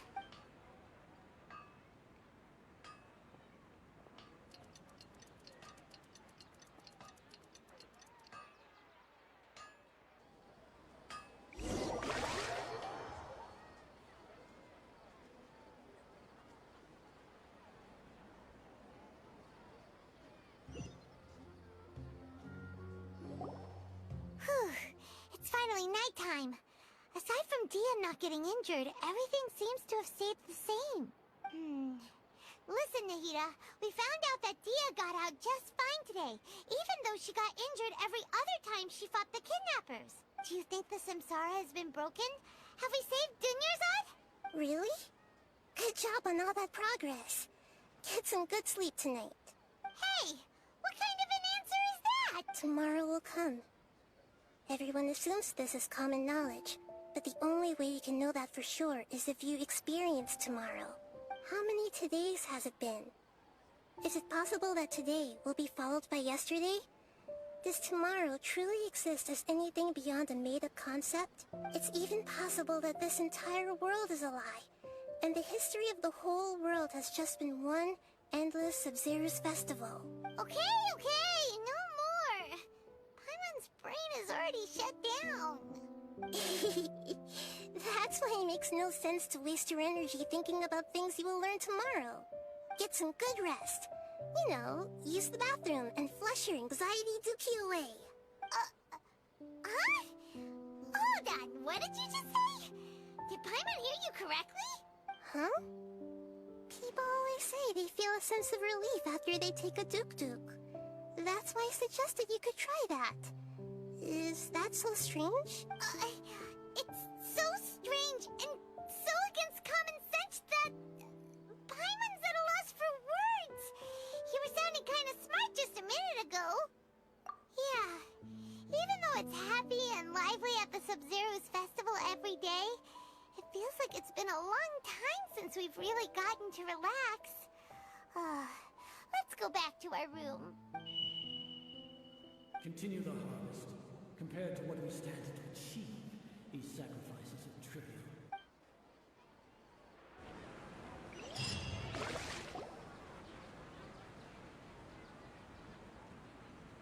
still in the same day.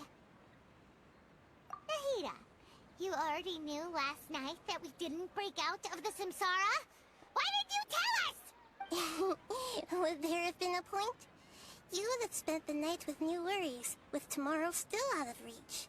In that case, you might as well rest within that brief moment of hope. An opportunity like that doesn't come by often, and I thought it might help you clear your minds. Paimon thought that Duke did that! Whatever. Guess you were looking out for us after all. Of course. In the time we've been together, you two have been everything to me. Paimon's flattered and everything, but maybe you're taking things a little fast. What I mean is, even though I had asked you to solve this puzzle, you two are still the only ones who can see me and sense my presence. In other words, if you weren't here, I may as well not exist. That's why you two have been everything to me. Get it? Nahida's talking about confusing stuff again. Anyway, that's enough chit-chat. So, Traveler, did the new clues yesterday help you gain a new understanding of the situation? Huh? Why are you scrapping your previous theory? Oh yeah, you're right! Gosh, how did we not notice that?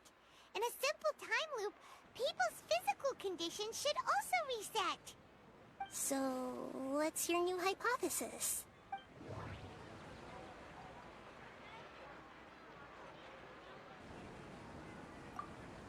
The beep is a prompt tone for Akasha operations. We still hear it every night, even though we removed our Akasha terminals. Mercenaries rely heavily on muscle memory, and Dia was able to use her experiences to avoid injury in later samsara cycles.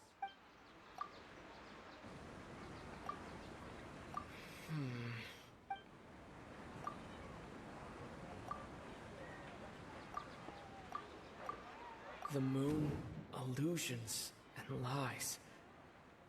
What do they all mean?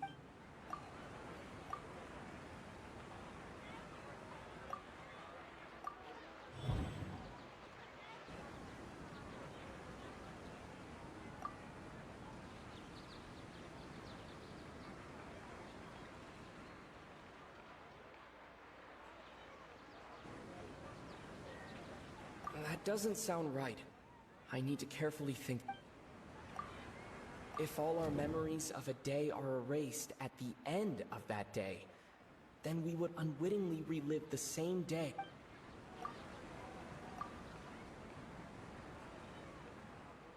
Oh! Then the beep we hear every night could just be indicating the deletion of our memories! That's why, when we wake up, everyone thinks the Sub-Zero's festival hasn't happened yet!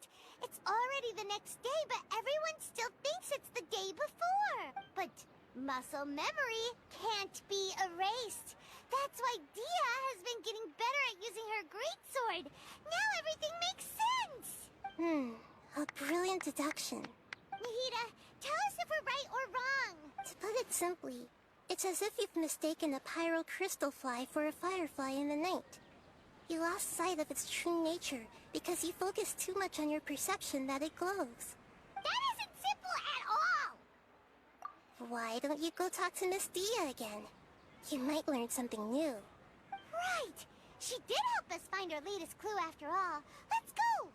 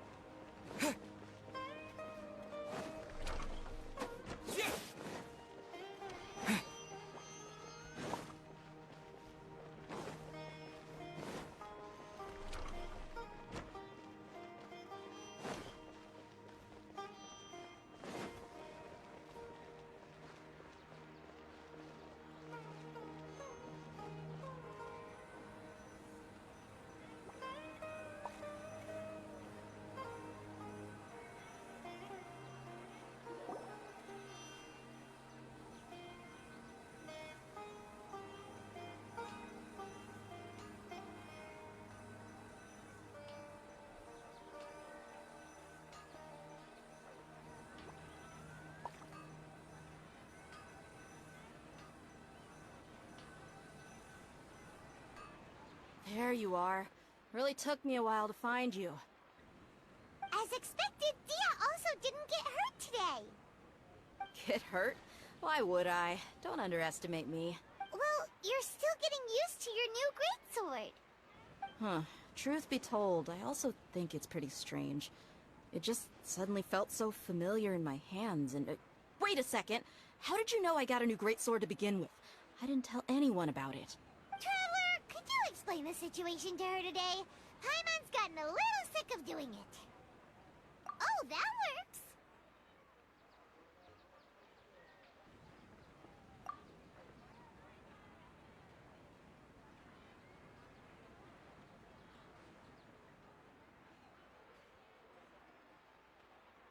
What happened to you guys while I was gone? Did you... Don't think too hard about it. Just take what we're saying at face value. Alright then, let me get this straight. You're telling me that my body's already gotten used to this greatsword, but my brain just doesn't remember it? Yes, your memory's being erased every day. Then I'd have to disagree. That's impossible. Oh? Why do you think that? If we've actually been reliving the SUMERU's festival day after day, then what happened to the things we used, the money we spent, the food we ate? Common sense says my wallet should have emptied itself a long time ago. There's no way I wouldn't have noticed that.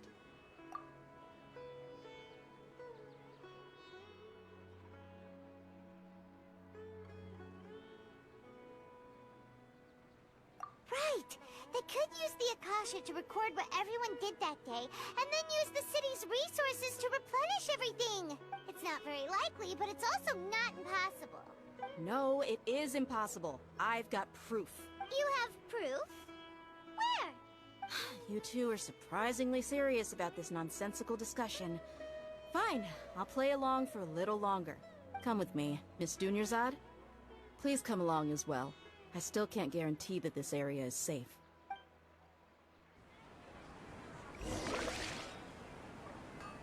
Paimon can't believe it's Dia who wants to show us something this time. 2 days ago, we were the ones taking her to see Dunyarzad.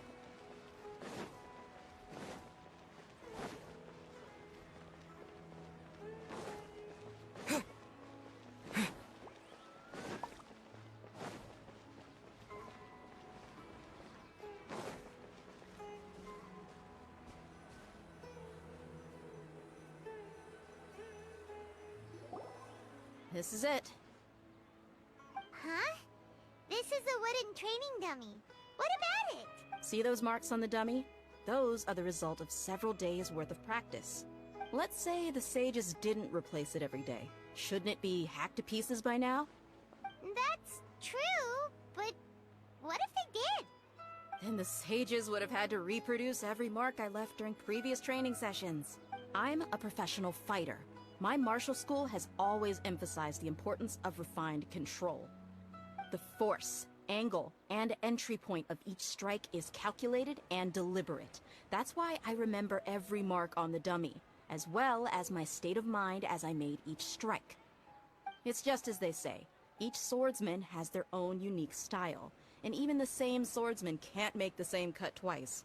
It would be impossible to copy these marks. Is it really impossible? What if they used some fancy machine to carve every single mark? People often say that a camera's photo can never replace an artist's painting because the former has no spirit to it. The same thing applies here. At a mere glance, I can differentiate carved marks from the results of combat training. Whew, hope that cleared things up for you. Hey, is this that new brain exercise game that's been super popular with the scholars lately? It's surprisingly fun. Anyway, it's getting late. I should escort Miss Dunyarzad to Nilu's stage. See you later. Well, back to square one. Is our memory deletion theory also wrong? But at least we've reached some other conclusions in the meantime. Yep, that's true. So, can we think of any new ideas right now? Strange? Paimon feels like everything's been strange lately. Huh? Leaving the city? You're right! It's really strange how we never thought of such a simple solution! Many things should become clear if we can confirm the flow of time outside of the city. Paimon can't believe it.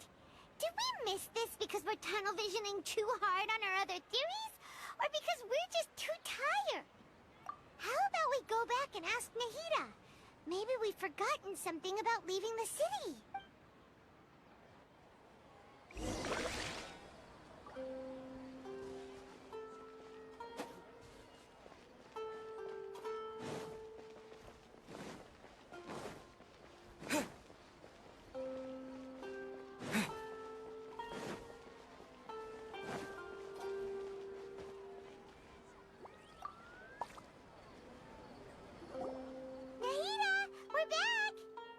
Early today. Did you find something new? Sort of. We're mostly sure now that we're not in a time loop. And we also aren't in the real world. But at the same time, we have a new question. Leaving the city. As far as I remember, you've mentioned your plans to do that twice before. We did? But we don't remember anything. What happened after we talked about those plans? What did we say when we got back? Let me think. I don't think you ever actually told me what the outcome was. Oh, it's probably more accurate to say that both times you never came back the whole night. But you two sometimes stay out the entire night anyway, so at the time, I didn't think too much about it. It is true that sometimes we lose track of time during our investigations. Before we know it, it'll already be the next day. But still, neither of us remember anything about leaving town. Really? That's kinda strange. In theory, I should have already awakened all your memories. Yep. Something here's definitely fishy. Let's get to the bottom of this tomorrow.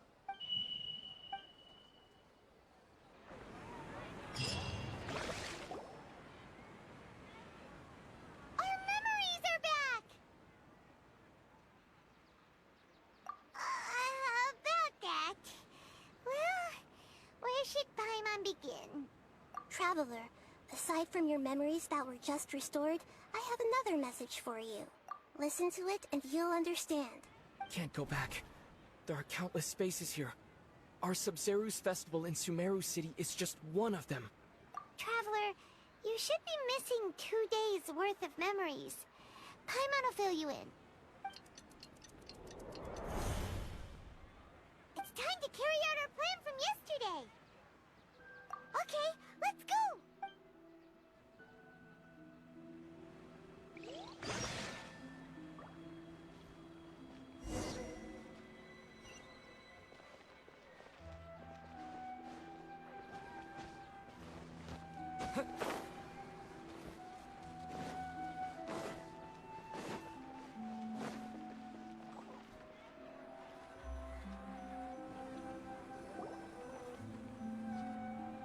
Why can't we leave the city? What is the Academia up to now? Don't ask me. It's not like I can tell you anything. This is a direct order from the Grand Sage. Just wait until tomorrow. I have a real emergency. My goods have already arrived at Port Ormos. If I don't hurry, they'll be stolen. That's your problem. Make sure you make a request in advance next time. But it's not like you can just predict business matters in advance. It looks like the Academia already announced a lockdown for Sumeru City today. How completely unsurprising. Let's go and question them. Hello, sir. Why can't we leave the city today? Here we go again. Don't ask me. I don't know either. We just received an order that no one is allowed to enter or exit Sumeru today. They didn't tell us anything else. Angering me won't get you anywhere. If I had that kind of insider info, I would have left this stupid post long ago. It looks like he really doesn't know. If we can't get anything out of him, let's take matters into our own hands. Why don't we climb over the walls? Those guards can't be everywhere at once. This is a good spot, and the guard hasn't noticed us at all. Let's hurry! Huh? Why? Are you going to leave Paimon behind?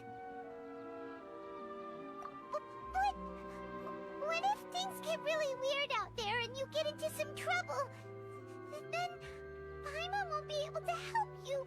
Oh, Paimon knows that Paimon can't do much, but we've always been together, haven't we? Okay. Paimon will wait for you. Promise Paimon that you'll come back as soon as possible. And please...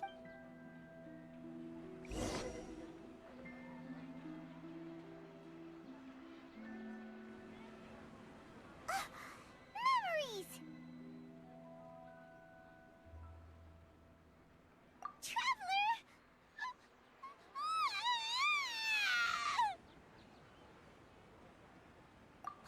Paimon would never see you again!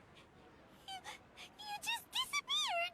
Paimon waited for you for hours and hours at the city wall and you never came back! You promised Paimon that you were only taking a quick walk! Paimon, calm down. He's here now. I don't think he understood what you were saying. Paimon doesn't care! Paimon wanted to go look for you, but you also said that Paimon should stay! Paimon was so worried and so scared the entire day!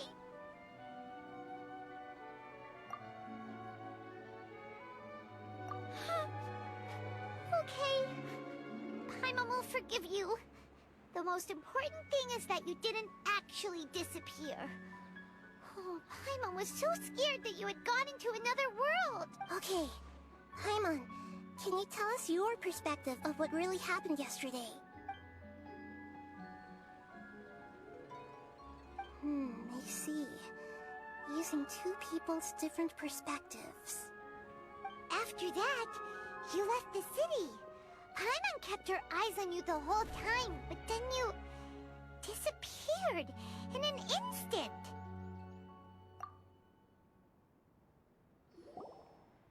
No way! Paimon was watching you with the fullest attention. What's your perspective, Traveler? You sure you don't have any memory of this? I guess that explains everything. You also lost your memories the last 2 times you tried to leave the city. Those days' memories can't be awoken.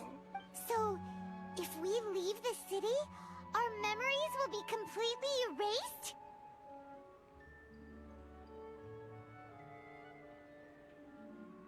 It really sounds like something big outside of the city is being hidden on purpose. But this way, we'll also never discover what's outside! Something like a message? But how can we send it back? Don't look at me like that. I'm not used to being stared at. Well... Okay.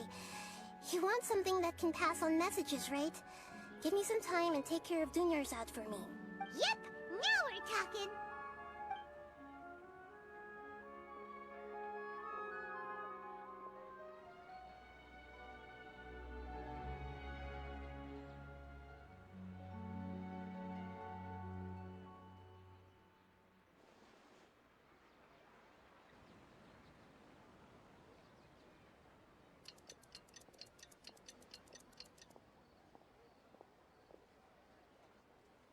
I'm done. Here you go. What? Isn't this just an Akasha terminal? I made some little changes. Akasha terminals are already capable of sending messages. I just tweaked it so that it could connect to any node. To make something like this? Nahida, you really know the Akasha like the back of your hand. Anyway, we can use this now to record a message, right? Yep. I'll help you save the messages. It should be pretty easy to use. I just can't guarantee the user's status and signal coverage when they're outside the city. We'll never know until we try.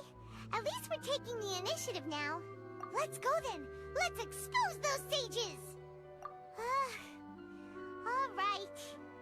Paimon isn't as worried about being separated since it happened once yesterday. But Paimon still isn't happy about it. Okay, see you tomorrow, Traveler!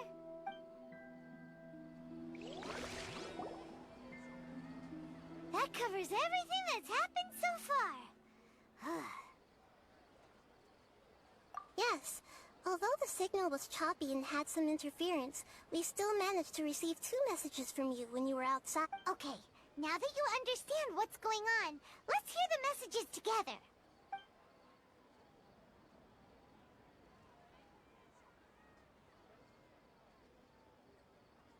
Can't go back. There are countless spaces here. Our SUMERU's festival in Sumeru City is just one of them. I've entered another space. Before me are flowing sandstone and howling fish. Impossible and surreal sights.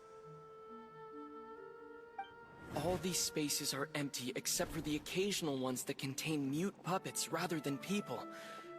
I can't sense any human presence.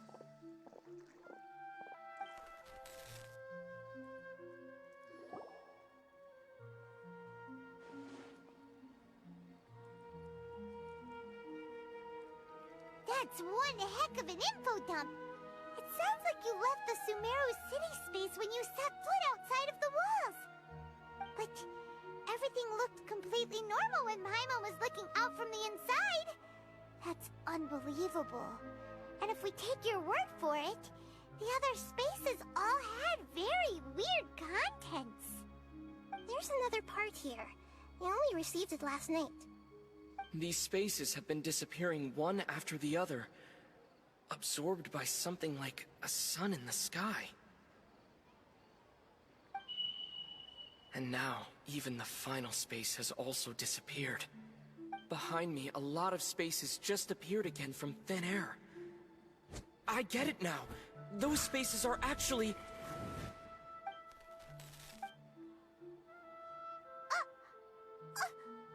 Why did the message end right there? What did the traveler want to say? What are those spaces? Probably because yesterday just happened to end at that moment. Oh, right. Paimon did hear a beep from the Akasha. Did it come from here or from the message? The message. It should have come from the Traveler's Akasha terminal. After the beep, Traveler said even the final space has also disappeared. Traveler, what do you think that final space could have been?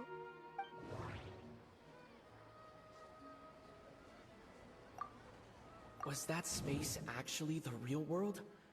But wouldn't a real space just randomly disappearing like that be catastrophic? That doesn't sound right. All the bizarre spaces I saw outside the city had one thing in common. A lack of human... My impression is that each day in this samsara only ends at the sound of that beep from the Akasha. Oh, so that's what it is! After the sound of the beep, the final space, the SUMERU's festival, also disappears, and we're taken to the next day. Later on, Traveler also mentioned a bunch of new spaces materializing behind them. Do lots of new spaces appear every day? Paimon's head is spinning. Just what are these spaces anyhow? Well, consider this. For all the horrors of the Archon War, at its heart, it was just a game where a bunch of gods fought over 7 seats. So no matter how strange or spooky things may look on the surface, maybe all they point to in the end is a small and simple secret. Wow, the Archon War, huh? That's an analogy and a half.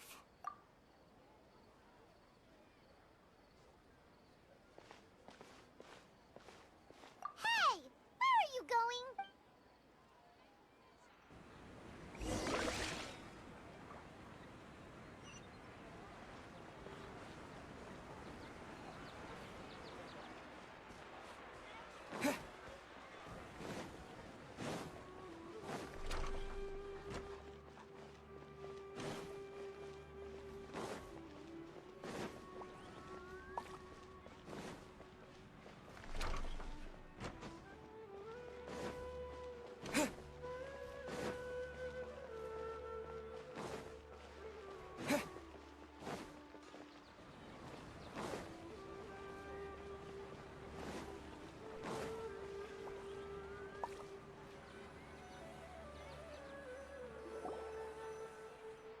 Do you want some alone time to think?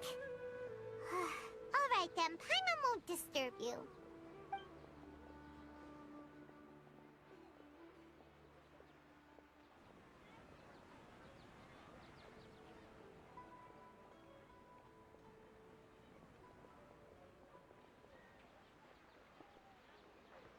The dance of Sub-Zeros is about to begin. I'm going to go watch it. Okay.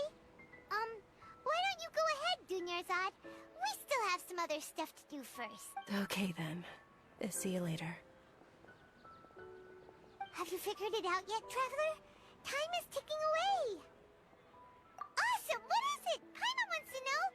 Oh, wait, no. Let's meet up with Nahida first. You can tell us both together. This time, we're gonna get to the truth.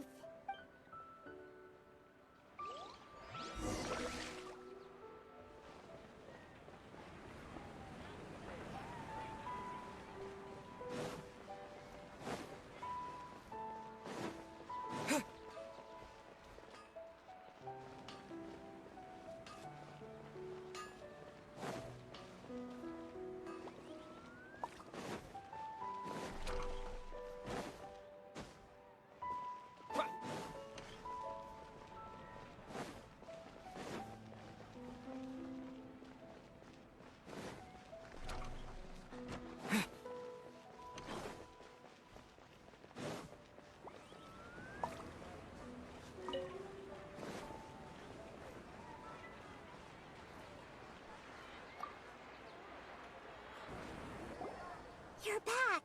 I've been waiting forever for you two. Judging by the looks on your faces, are you ready to take your Sub-Zero's exam and graduate from the festival? Okay, first off, have you discovered the hidden truth? We've already experienced the Sub-Zero's festival many times, and the day of the festival seems to be in a perpetual samsara. Okay, Nahida said the Akasha relies on the power of a gnosis to operate, as it is the manifestation of the God of Wisdom's power. All the bizarre spaces I saw outside the city had one thing in common: a lack of human presence. That doesn't sound right. I need to... Those spaces remind me of... dreams. Like the one I had in the Avidia Forest. Except these have no sign of human presence. That doesn't sound right. People in Sumeru don't dream. What a strange phenomenon.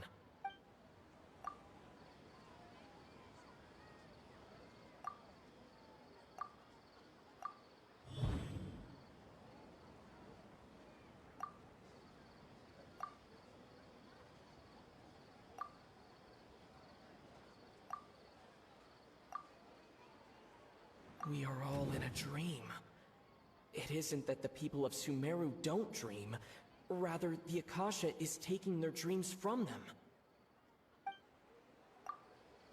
People in Sumeru think they don't dream, but the truth is the Akasha steals their dreams without them knowing it. And those spaces with no human presence are stolen dreams without their host. That would explain why they sounded so weird when he was trying to describe them. Huh.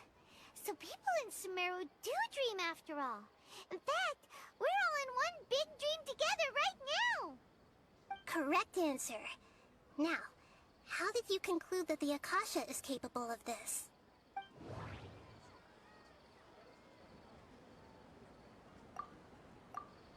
It compiles the wisdom of the entire populace. And it grants knowledge to... It is the manifestation of the God of Wisdom. The Akasha relies on the power of a gnosis to operate. That doesn't sound right. I need to carefully think things through. That doesn't sound right. I need... The Akasha relies on the power of a gnosis to operate. It is the manifestation of the God of Wisdom's power.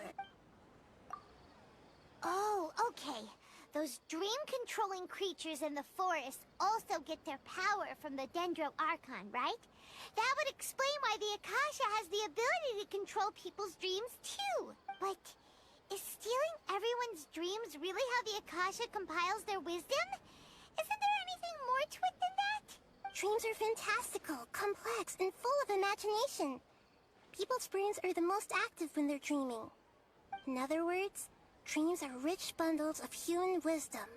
So in other words, the complete opposite of how Hypatia understood it. Paimon remembers her saying that the sages think dreams are foolish delusions, and the fact that no one dreams is a blessing from Greater Lord Rukkhadevata. So it was all a dirty trick?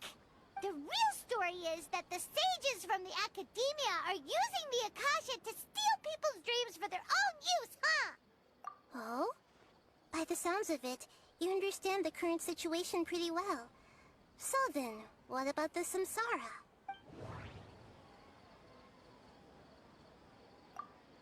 My mind feels exhausted, even though I haven't done too much thinking. That doesn't sound right. I need to carefully think things through. The beep is a prompt tone for Akasha operations. We still hear it every night, even though we removed our Akasha terminals. That doesn't sound right. Those spaces kept disappearing before my eyes. But as soon as that beep sounded, many more spaces materialized. The Grand Sage said, "Go celebrate the birth of that god to your heart's content." Did he... That doesn't sound right. I need to care... That doesn't sound right. I need to care... Those dreamscapes kept vanishing, but as soon as that beep sounded, more new spaces appeared.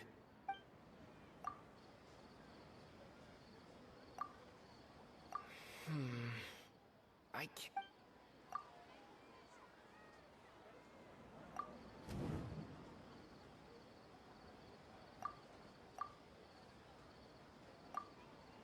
Correct. The Akasha is keeping each person's brain in a constant dream state, but also separating their consciousness from their own dream. Their disembodied consciousness is placed inside the collective dream of the Sub-Zero's festival along with everyone else's, while their now vacant dreams are harvested by the Akasha. No one is any the wiser as another day passes in the dream, and so begins another samsara cycle. People wake up to yet another dream about the Sub-Zero's festival. The dreams that belong to them are once again harvested by the Akasha, and so it continues. So, this is like a dream factory, and the Akasha is a dream harvesting machine. Did Paimon get that analogy right? Very good, Paimon. Using analogies well is an excellent habit to get into. Okay, so that beep we keep hearing is actually from our real-life Akasha terminals. Taking off our terminals in this dream doesn't do anything. Alright, last question. Who am I?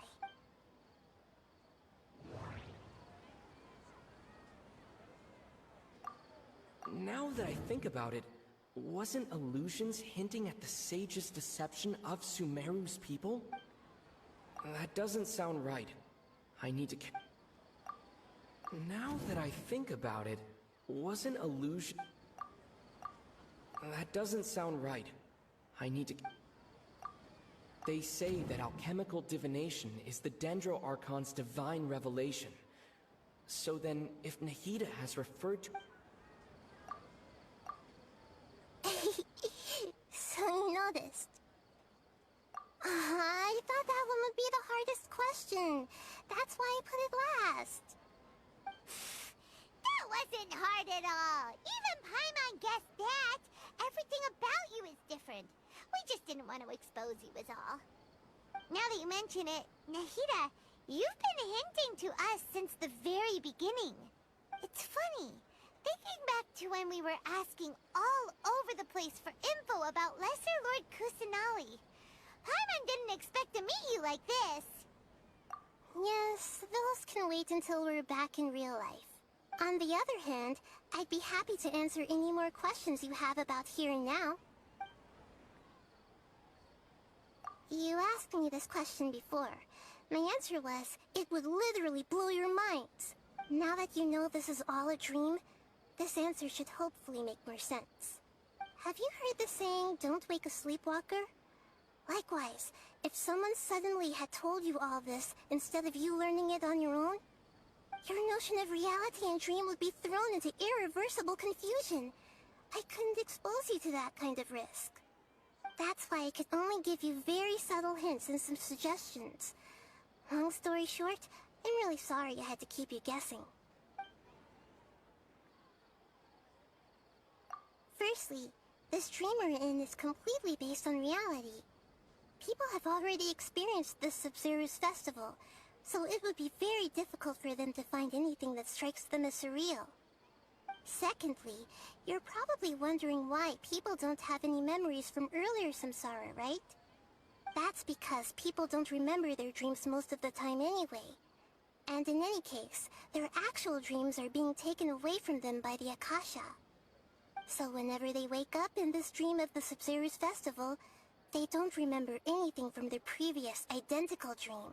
That reminds Paimon. Traveler had a dream when we were in the Avidia Forest, but couldn't see what it was about after waking up. Yes. Only after receiving the blessing of Dendril can a person gain the Dendril element's dream-enhancing power. That explains the feelings of deja vu. Meanwhile, everyone else has no idea that they are in the SUMERU's festival samsara, while their dreams are stolen from them over and over again. Can humans really keep dreaming forever like this? You might say your mental fatigue has already answered this question. Eventually, there's only so much that people can tolerate. Especially those whose health is compromised to begin with, like Dunyarzad. This relentless exploitation takes an even harder toll on them. People's lives are at stake here, and nobody knows a thing! We've got to put a stop to this! I know, right? Why did they have to base this dream on my birthday? Could it really just be a coincidence? Even you don't know the reason? Wow, now that's strange. The Academia sages are determined to harvest lots of dreams in a short time, no matter the cost. They have to be up to no good. Unfortunately, I don't know anything about it. Traveler, do you have any information?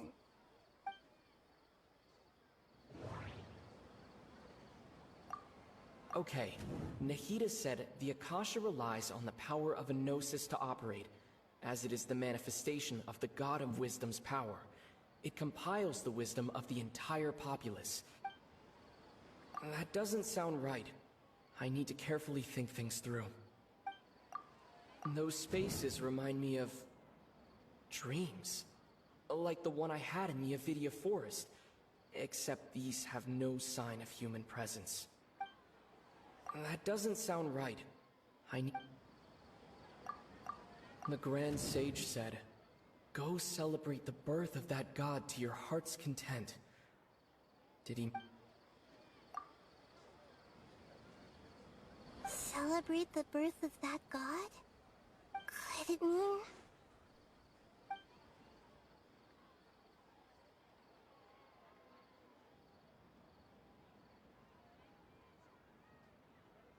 I know, right? Why did they have to base this dream on... Even you don't know the reason? The Academia's Traveler, do you...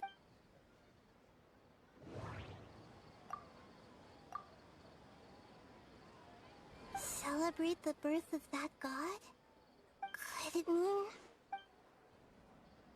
deceiving the people of Sumeru with no regard for their sake? After we end the SUMERU's festival samsara, we have to look into them. How can the sages of the Academia do this behind their Archon's back? This is ridiculous! In the end, I'm just the moon. The real sun is long gone. A sun and a moon? Nahida's talking in riddles again. Oh, we're out of time today. I'll tell you how to break free of the samsara tomorrow. See you then.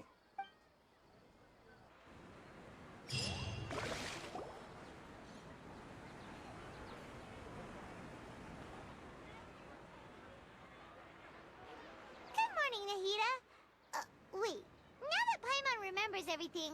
Should we instead say good morning, Lesser Lord Kusanali? Hey! What's wrong, Nahida? You don't look too good. I'm afraid that what you're thinking right now is correct. Did Dunyarzad already disappear? No way! Are we too late? The real Dunyarzad's consciousnus has indeed disappeared. It can no longer endure the constant dream harvesting.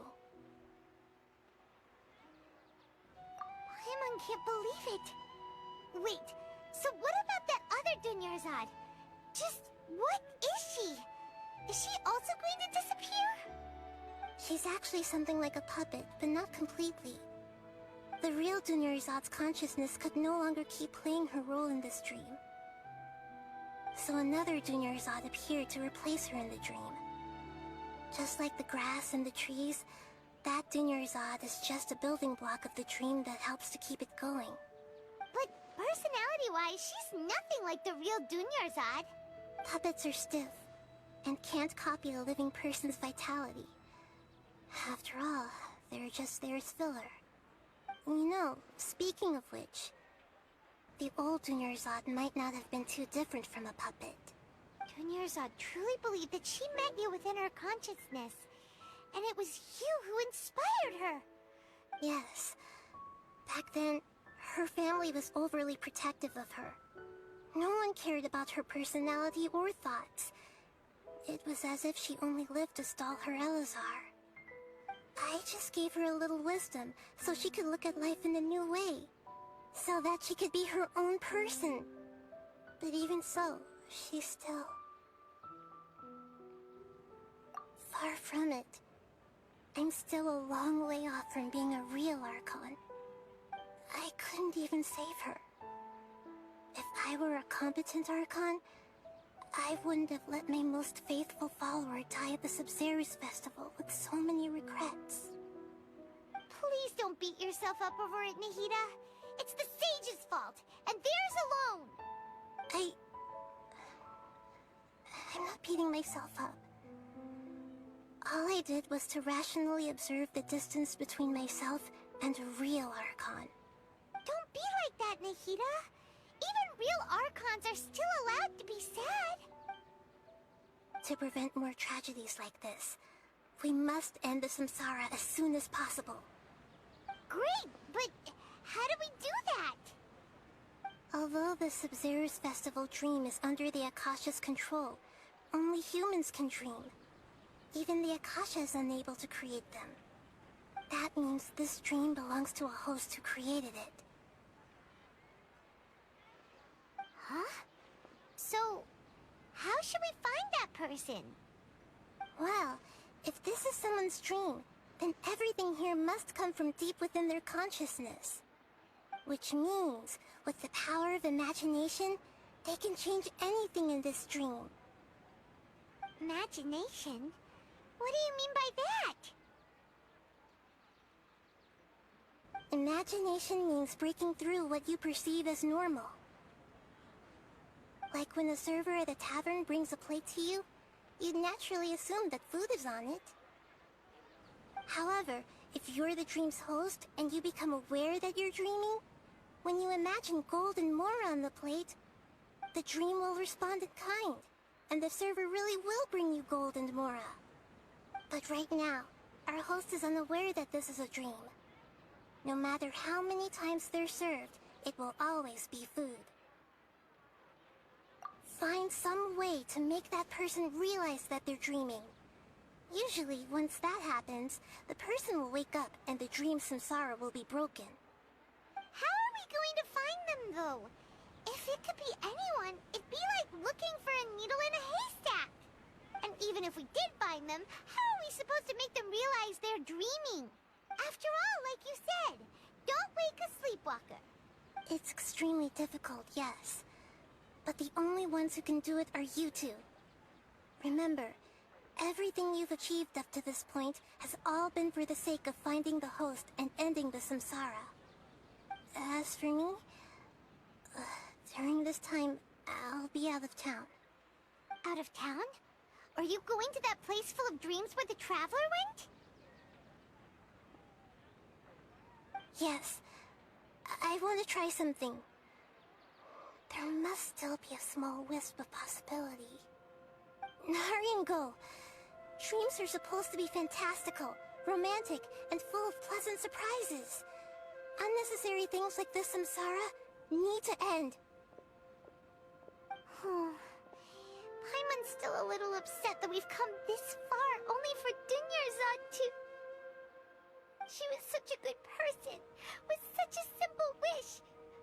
But yeah, saving Dunyarzad is what kept us going this whole time. But we mustn't lose hope, Traveler. Dunyarzad would definitely want to see us save everyone else. Paimon's wondering, do you think the sages would get one of their own to be the host of this stream? Feels like it would be easier to control it that way, no?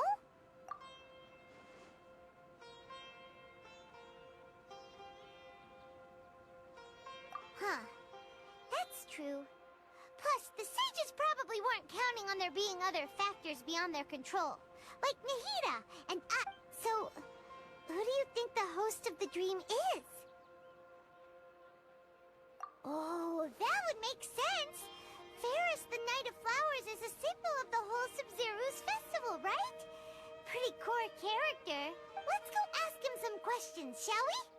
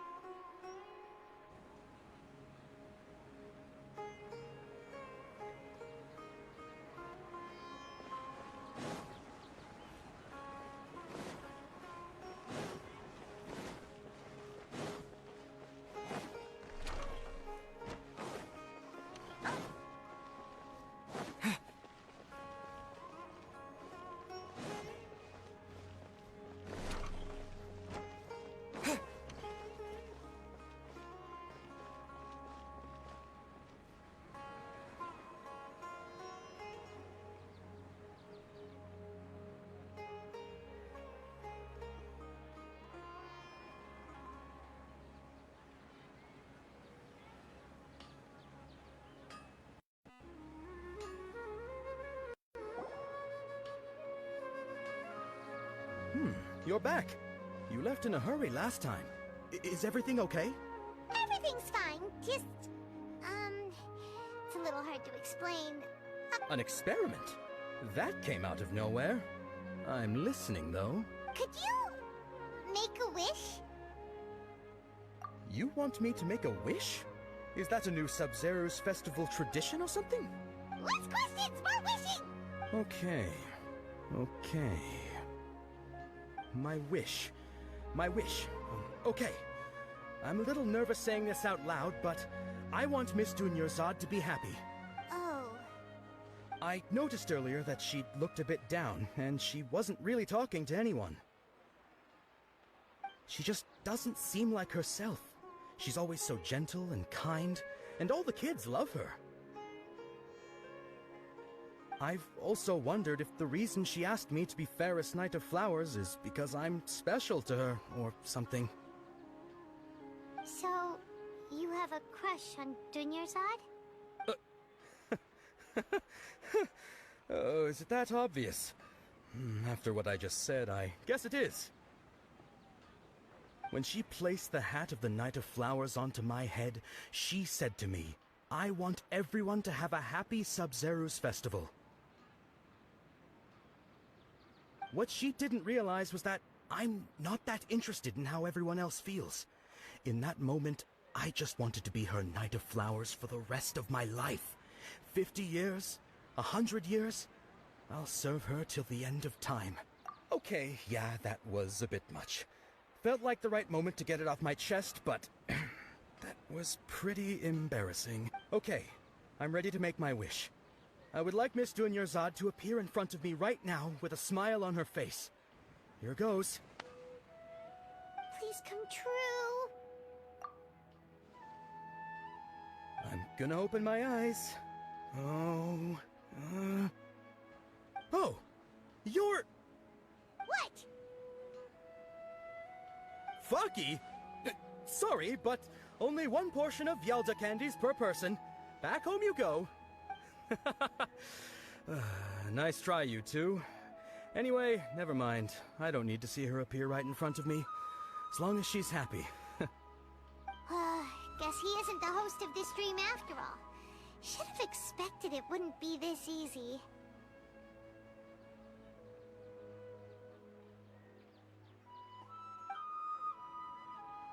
It seems like everyone who knows Dunyarzad loves her. But none of them has any idea that she... My lady, step back.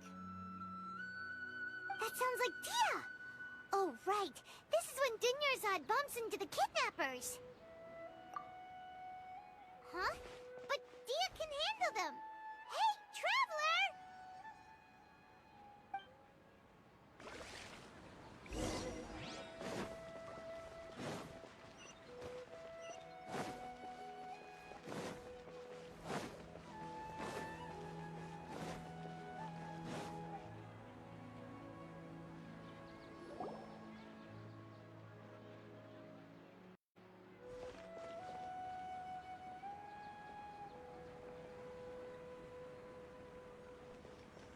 Oh, it's you. Great timing.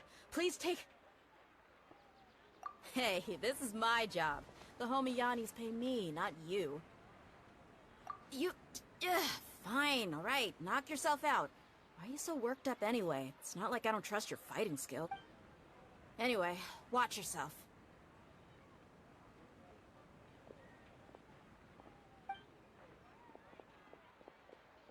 So you got yourself some backup. Suit yourself. You're going down!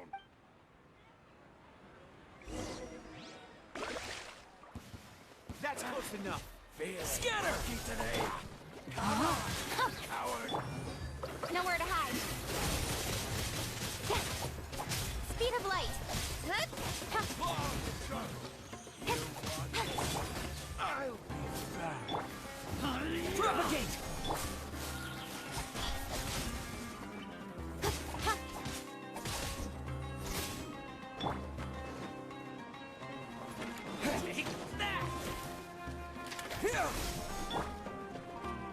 Ring cutter. Incoming.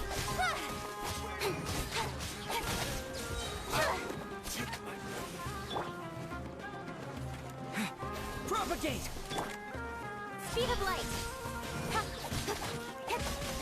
Yeah!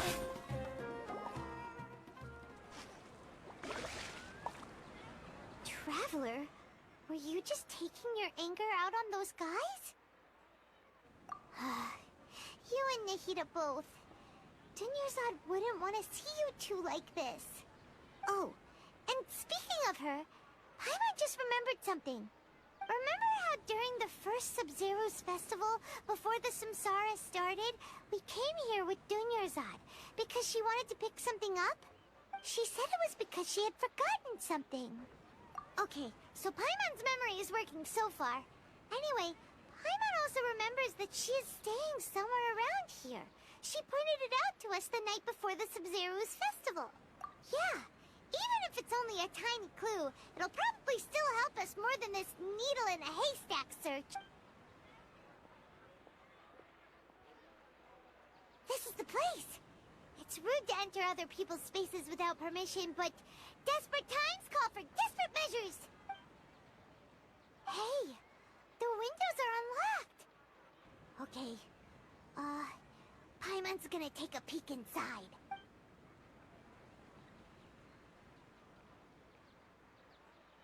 This was only a temporary residence, so there was pretty much nothing inside except this book on the table. Should we open it?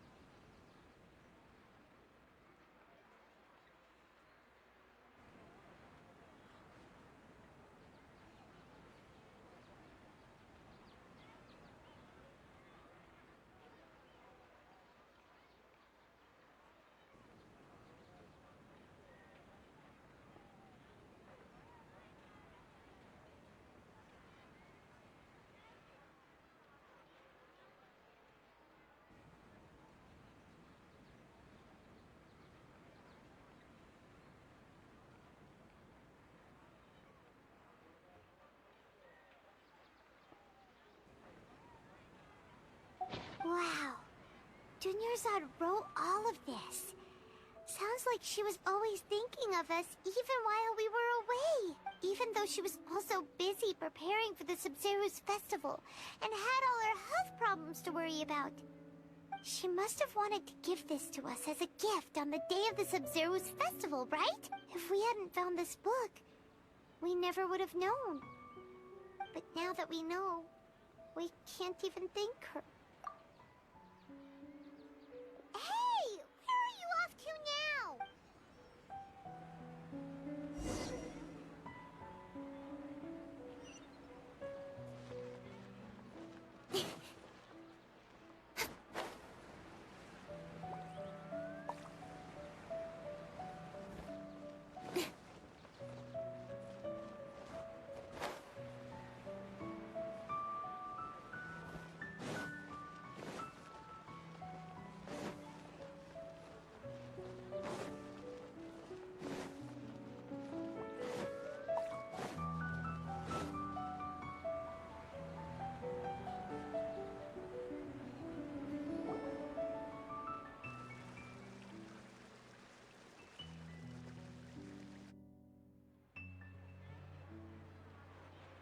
It's Dunyarzad's puppet.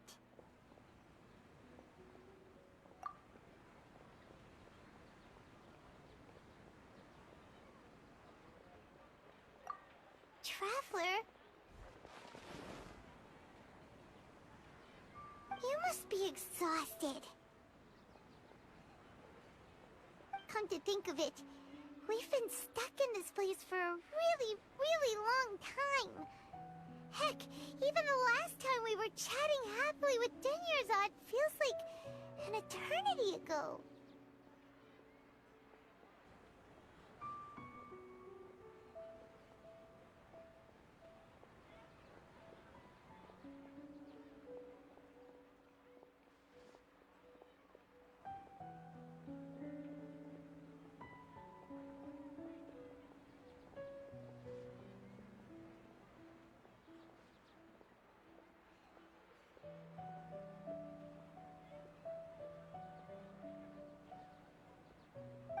Paimon still remembers when we were sitting here, and the way her eyes sparkled when she talked about Nilu's dance of Sub-Zerus. There will always be frustrations in life, but I know that the point of living is not to leave behind any regrets.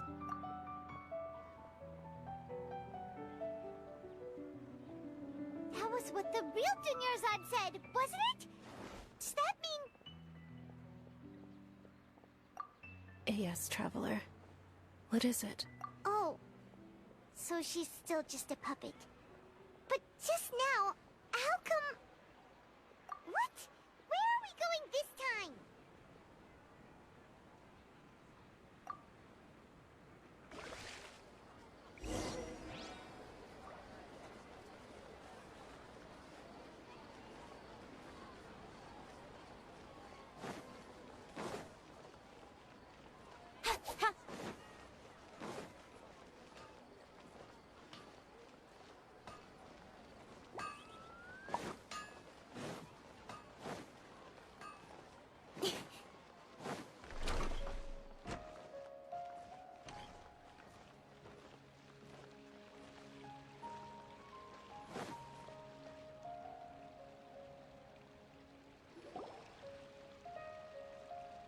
If you continue to resist, we will have to order an investigation into every single event organizer. The Grand Sage has already granted you much leniency. I advise that you exercise tact. How did things turn?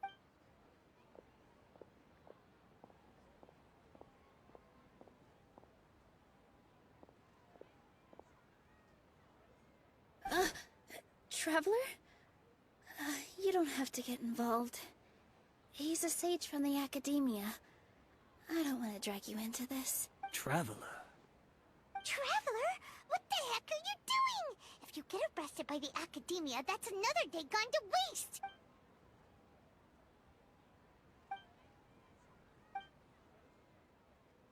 Wait, they're not reacting. Have they been scared stiff? Oh, of course! If this is the Sage's plan, they wouldn't put themselves through this. So they're just substitutes. What is this? What happened to the Grand Sage and his entourage?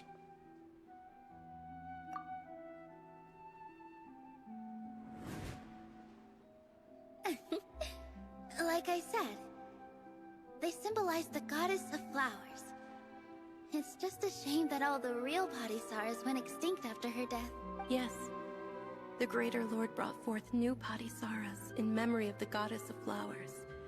But she ultimately could never truly replicate that beautiful shade of purple.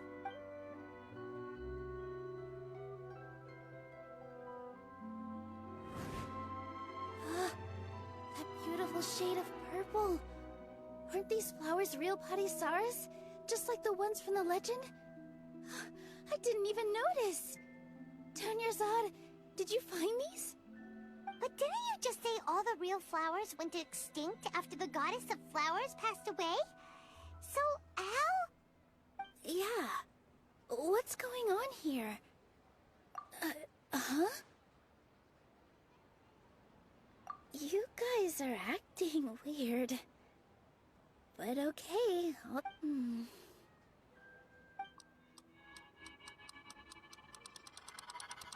Hey!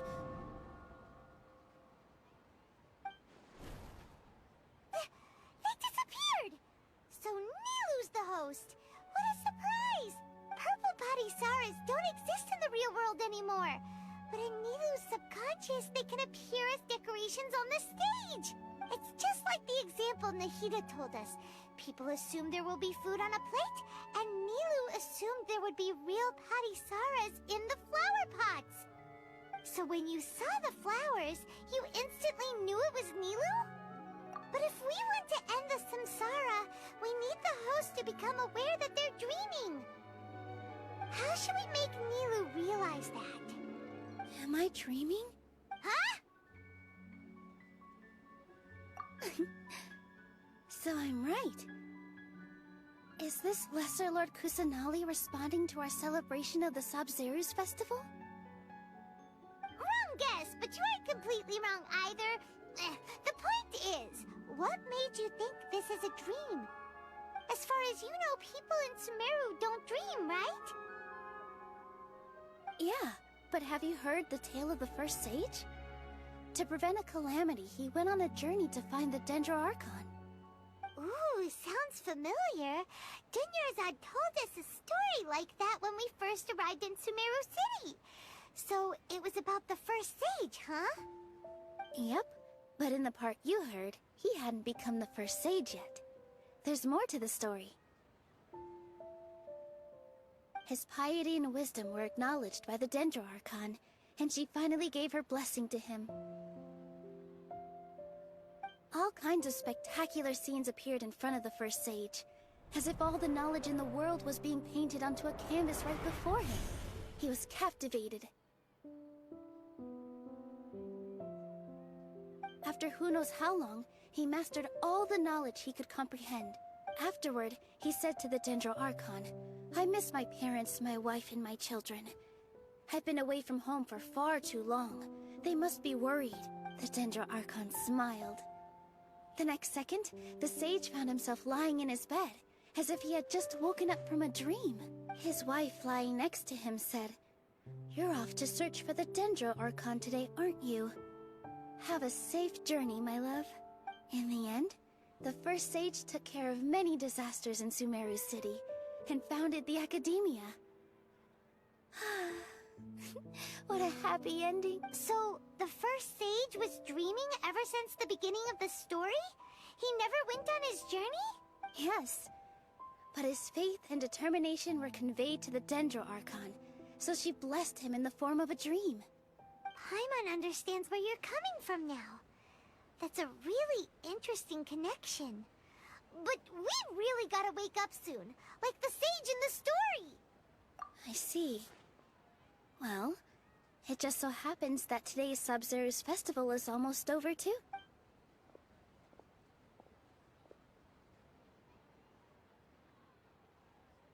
Since we're in a dream, let's make this final dance of Sub-Zero's as beautiful as we can.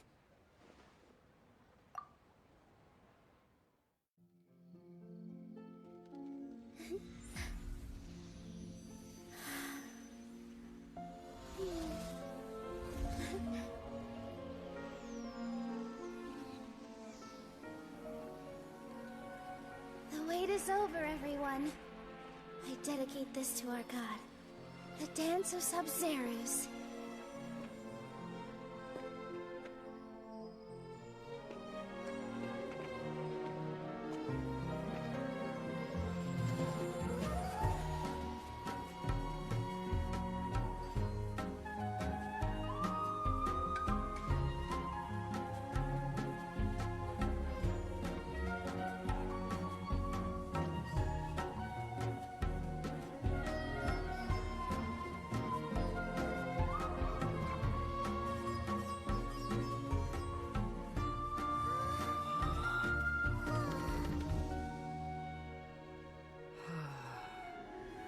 I'd be lying if I said I had no regrets.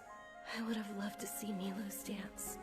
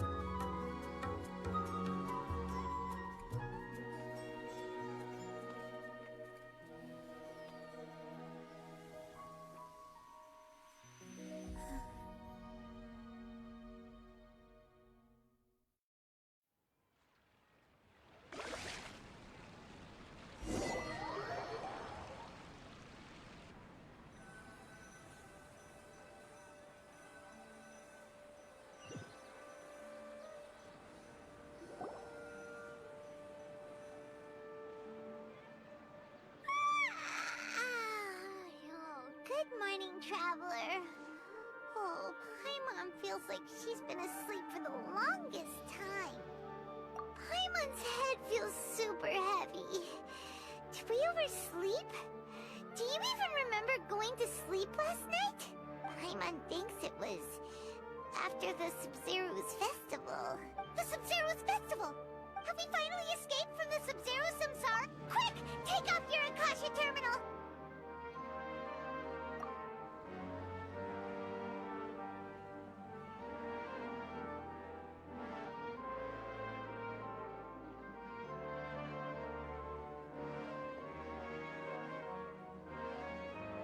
She's not in her room. What happened? Huh?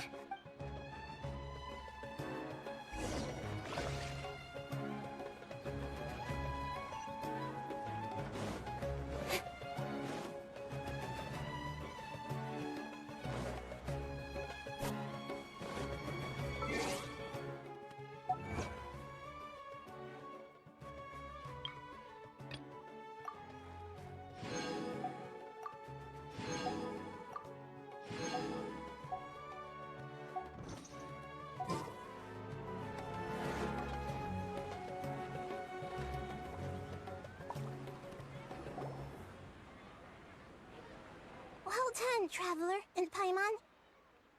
And thank you, Dunyarzad, for organizing the Sub-Zero's festival for me.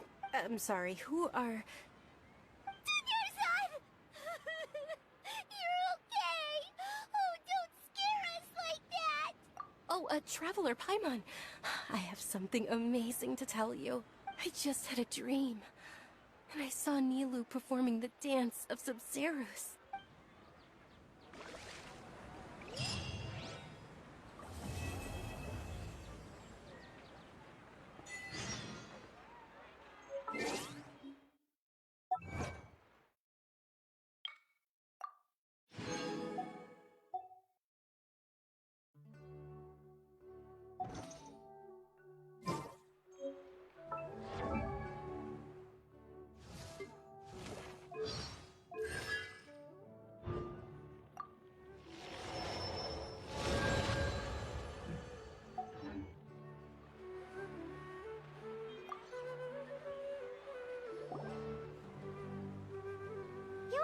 Actually Nahida, aren't you?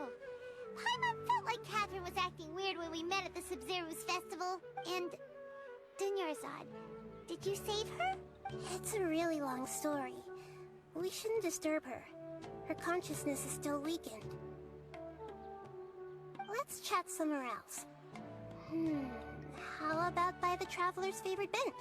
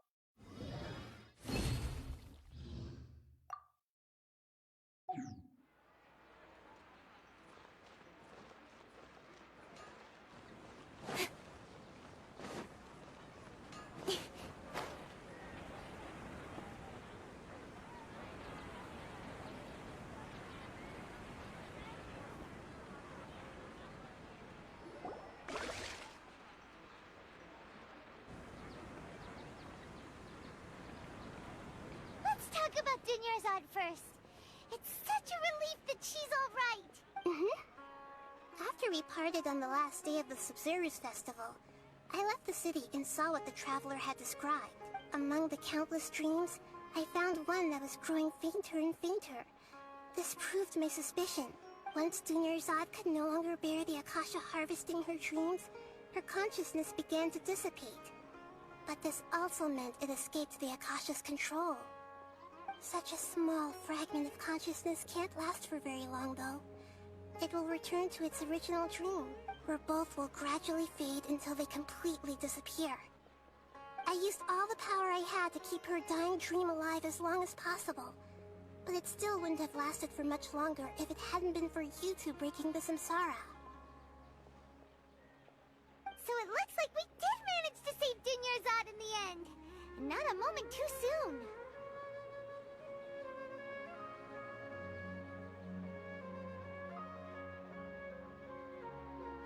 Huh? Why are you two smiling so happily? I thought you'd be so moved that you'd start crying. I need to spend more time observing human emotions. Both are fine. Everyone reacts differently. Alright, you two must have a lot of other questions for me, right? After all, you saved my faithful believer. As your reward, I will answer any and all questions. At the Avidia Forest, there was this incense that made the traveler fall unconscious and dream of a huge tree and a red sky. You also heard someone's voice, right? It said world and forget me. Yeah, so you do know! We've been wanting to ask you what that was about, and if the red sky was related to Conria. It seems like the traveler established a connection to Irminsul. That was a message left by Greater Lord Rukkhadevata's residual consciousness in Irminsul. Perhaps her last memory before she died. As you two probably know, Greater Lord Rukkhadevata disappeared after the disaster in Conria. The timings of these events do line up, so your suspicions are reasonable. A message from Greater Lord Rukkhadevata? We thought it was from the Scarlet King. The Scarlet King? That god who died even longer ago? Some present-day desert dwellers still worship him.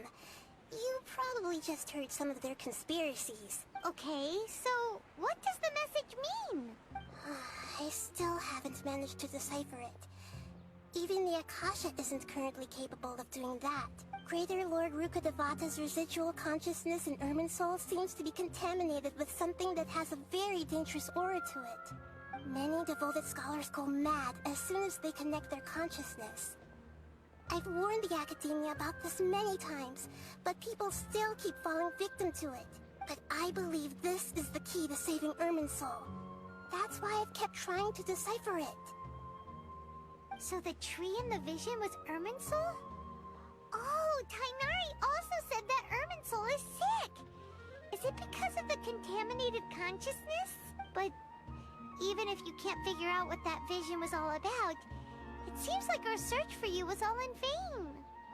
The Traveler wasn't affected after coming in contact with that consciousness. I've never seen anyone like that. With you here, we may have a chance at deciphering it. No, we must decipher its secrets. I've already eliminated all other factors that might affect Irminsul. This is the only one left. This puzzle has life and death at stake. It could determine Irminsul's fate, as well as Tevat's. To be accurate, I'm using the Akasha as a medium to occupy Catherine's consciousness.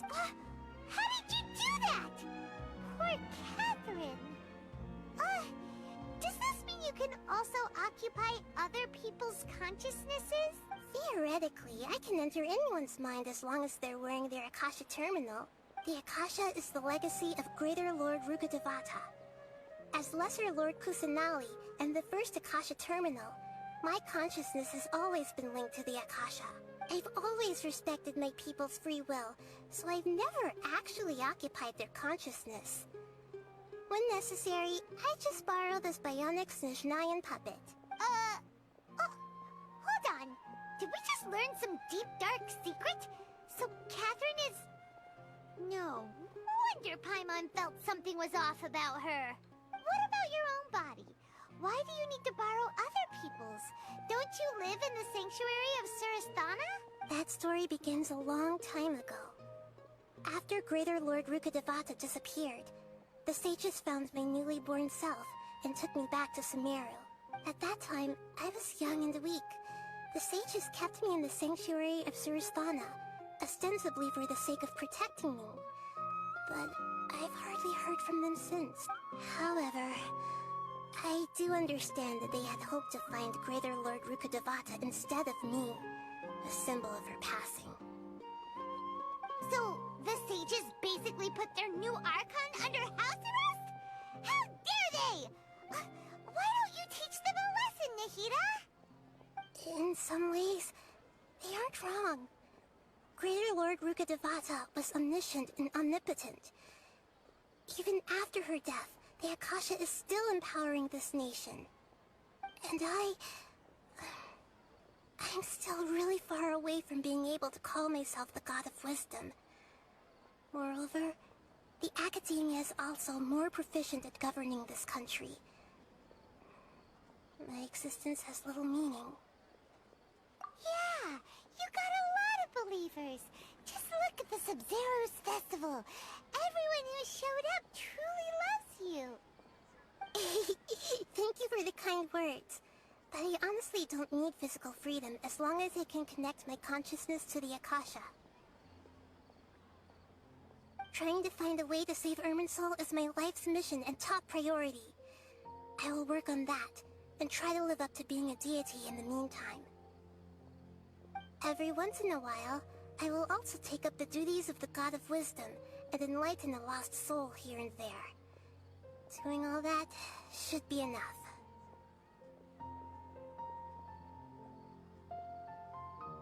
There's never been any big problems with the Academia's governance of Sumeru. This is the first time I've seen them step out of line. I wonder what caused them to go down this path, and what they hope to achieve. Even though the city's residents haven't noticed anything strange, if the Traveler hadn't broken the Sub-Zero's samsara, the situation could have become dire. I tried to do some investigating in the Akasha, but I couldn't find anything suspicious. And all the people of interest seem to purposely avoid wearing their Akasha terminals. I think they're deliberately trying to hide something. Oh, that reminds Paimon. In Gandharvaville, there was a sage who had invited Kainari to join some kind of project. Could it be related? Regardless, I need to first investigate the sage's motives, make things right, and punish them if needed. But I'll have to be discreet, or they'll see me coming. You mean how the Akasha stops you from having dreams? Yeah, it's been such a long time. No one's noticed something's up? It's not that no one noticed. It's more like no one cared. Ultimately, it's all rooted in the sage's misdirection. Misdirection? The sages convinced everyone to believe that being unable to dream is a sign of rationality and wisdom. Not dreaming is a badge of honor in Sumeru. Even if the truth is that their dreams are being reaped by the Akasha. With their propaganda in place, the sages can maximize their use of the Akasha to facilitate their research. Besides, Greater Lord Rukkhadevata must have created the Akasha in the hopes that it could be used to its full potential. That's why I've never come out strongly against this. Anyway, the perspective advocated by the sages drowned out any voices of doubt. By now, even those who never use Akasha terminals find it too shameful and embarrassing to talk about their dreams.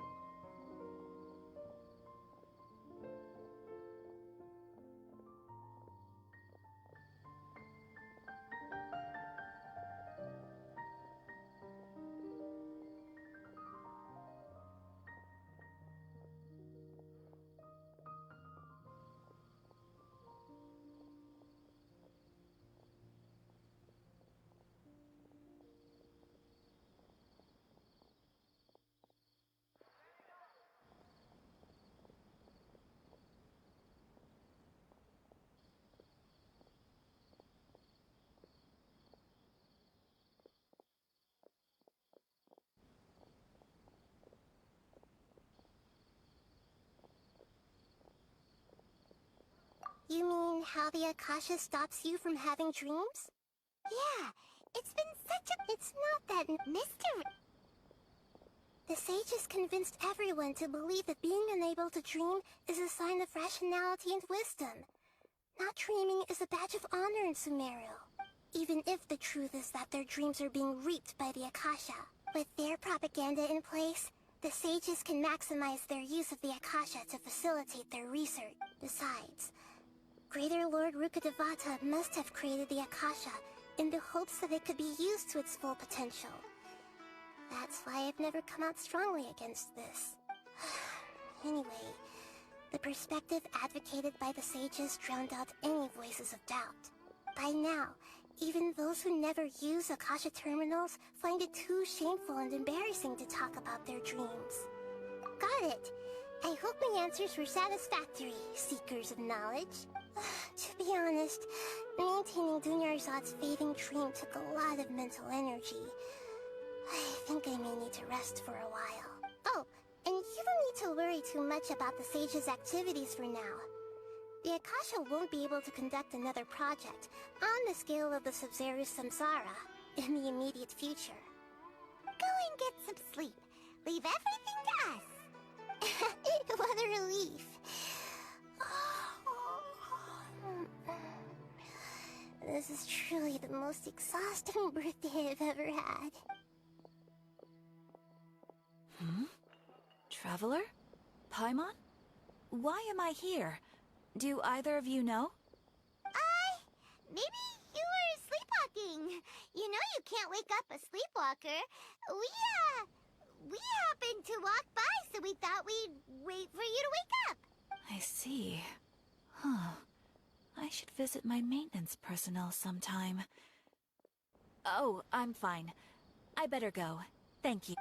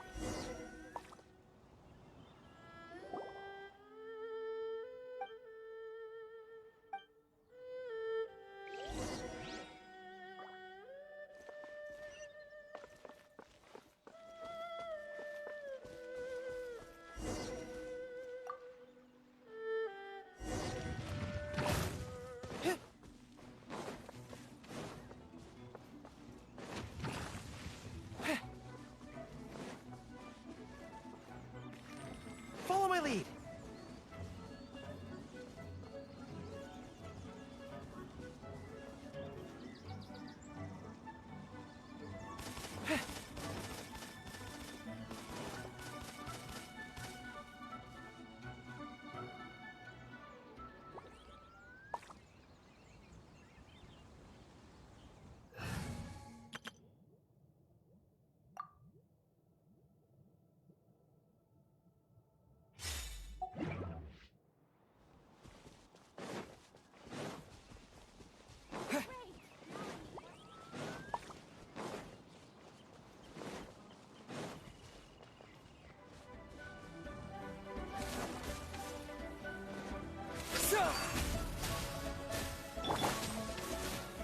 Solidify! Time for a light show! Two bottles of Liu's finest.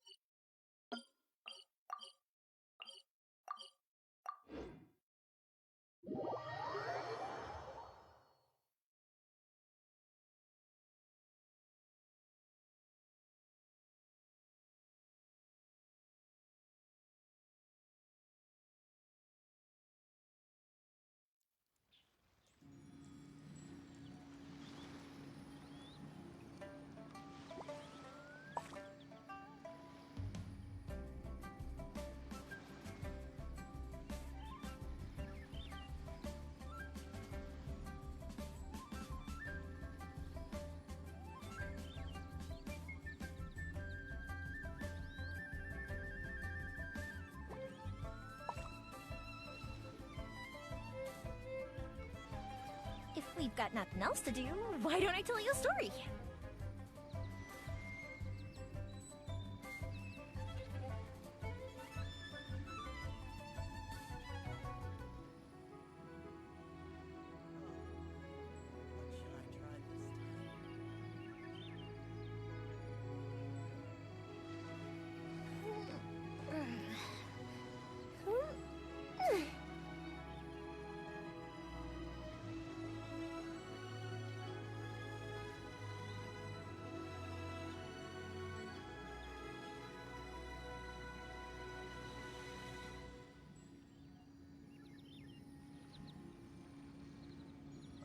Fireworks are for now, but friends are forever.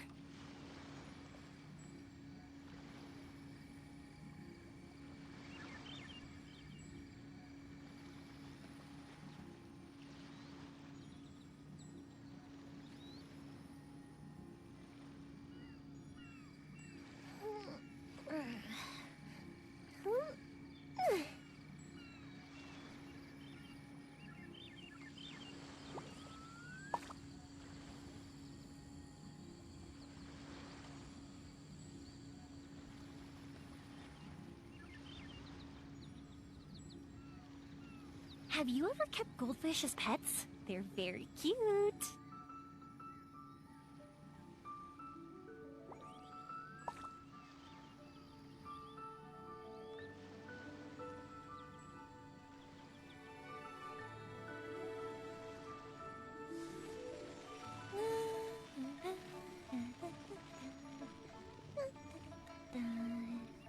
Oh. Oh.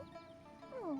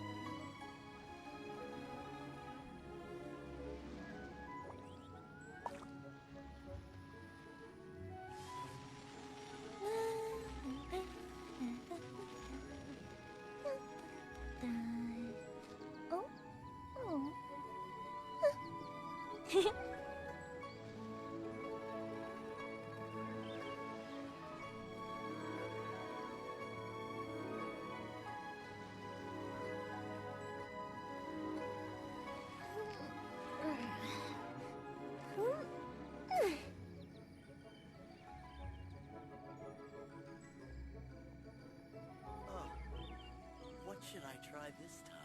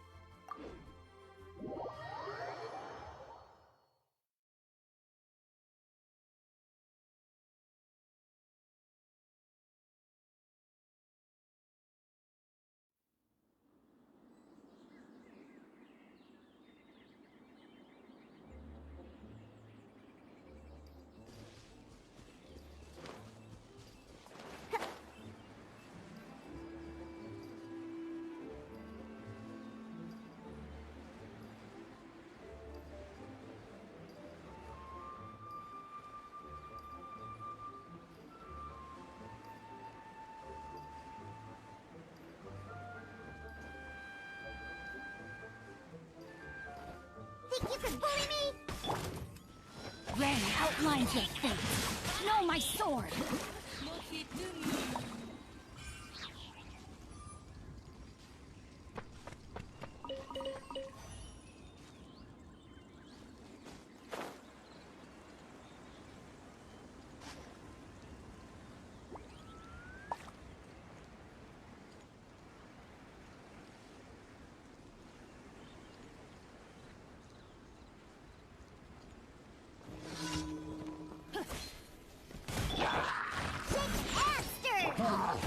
As one with wind and cloud, one with nature. Witness the power of Guhua!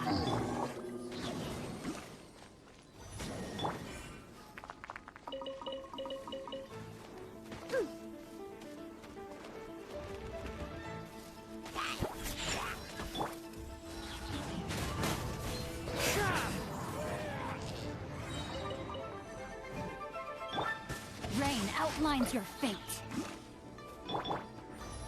Into the wind. Take flight! Sakura swirl!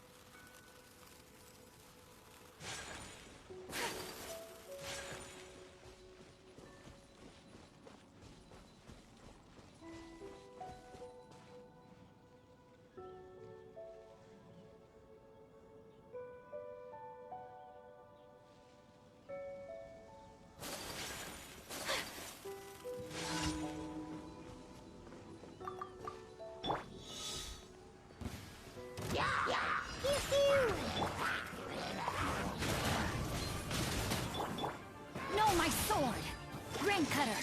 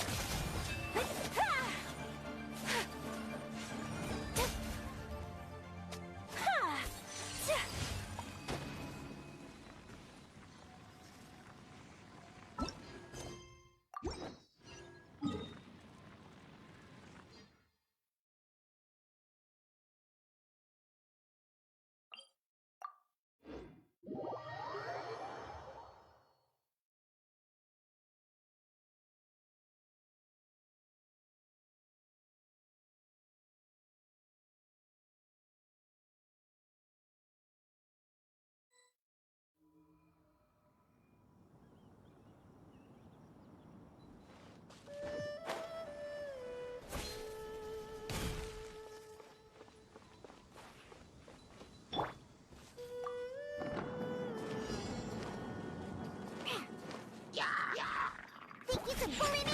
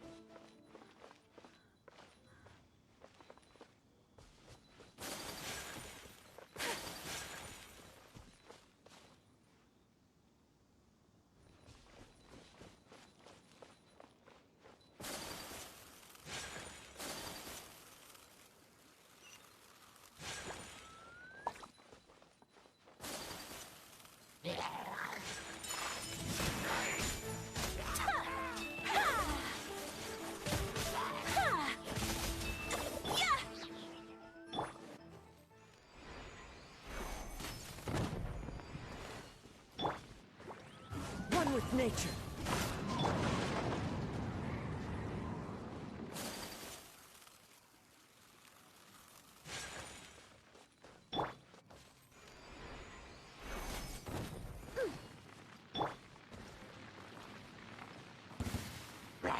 Into the wind.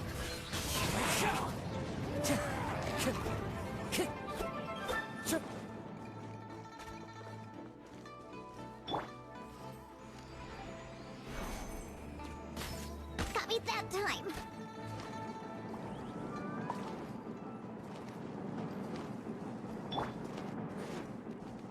The wind knows me.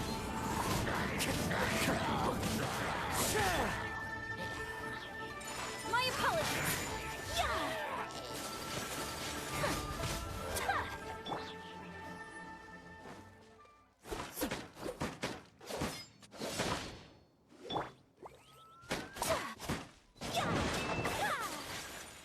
Whirling snow.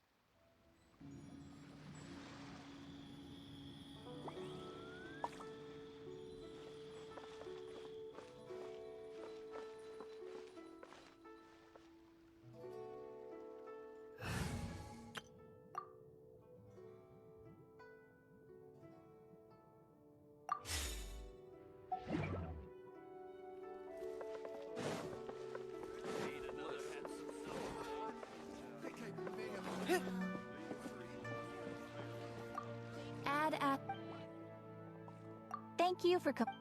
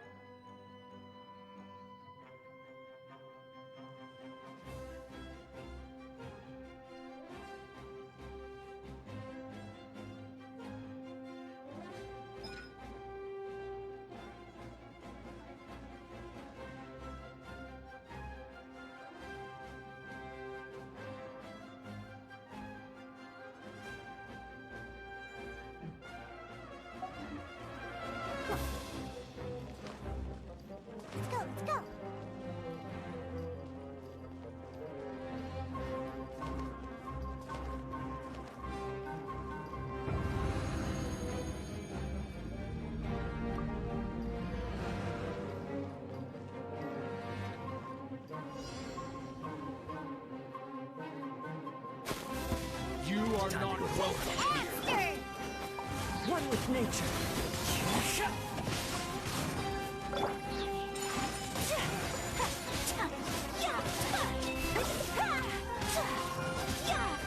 I'm getting sick of it.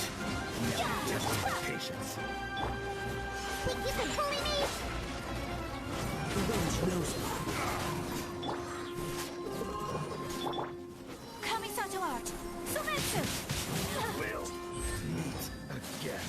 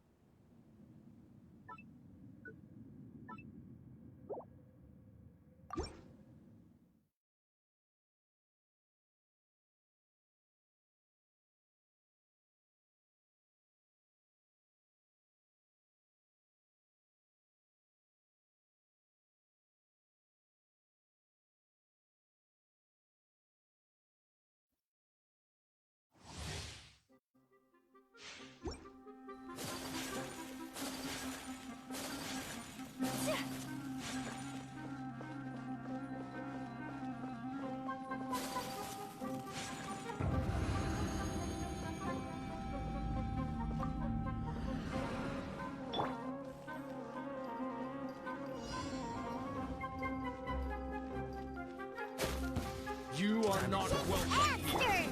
Rain outlines your fate. One with nature. Let's end this now! My apologies.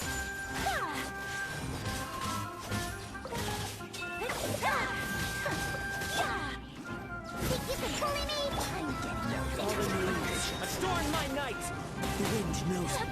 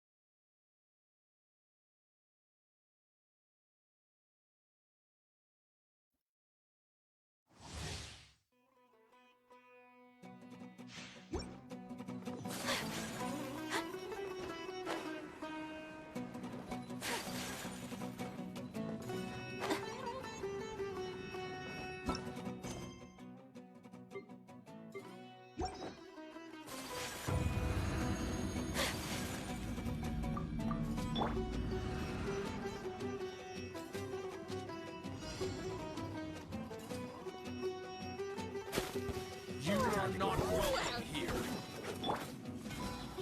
One with nature. Let's end this now! No, my...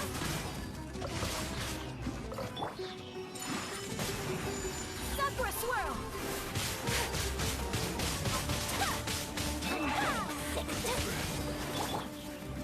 The wind knows me.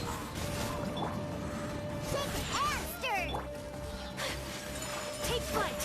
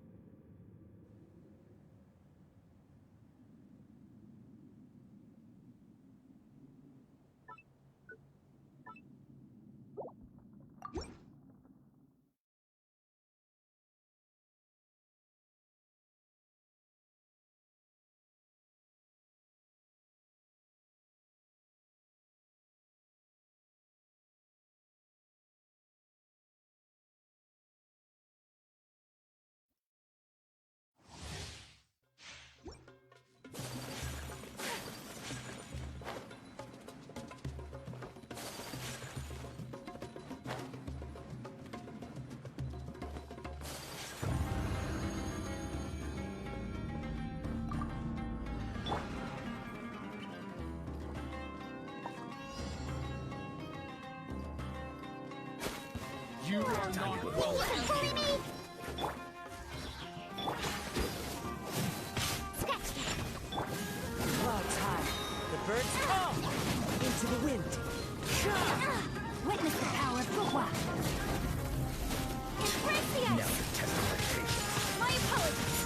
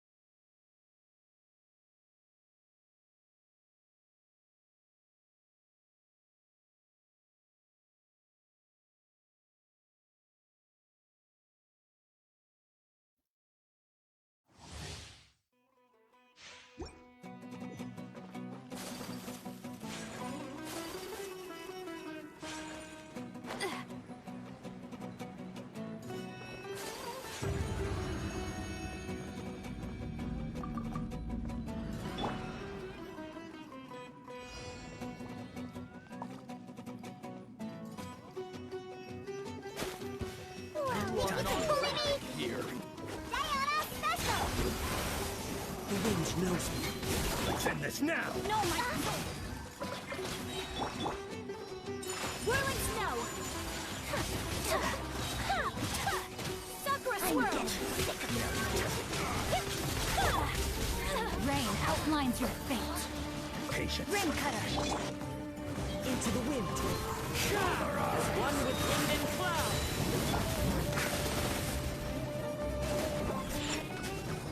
Look at you, Bootown!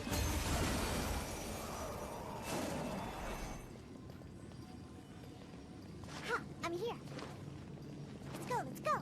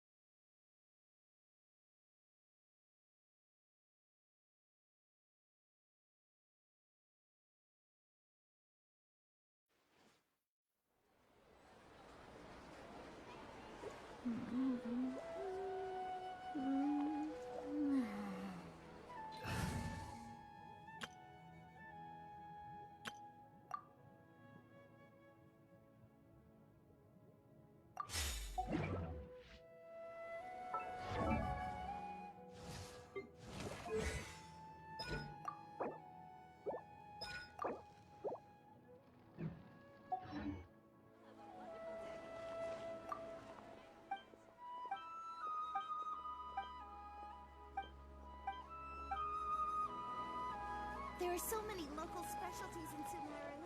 I want to buy more.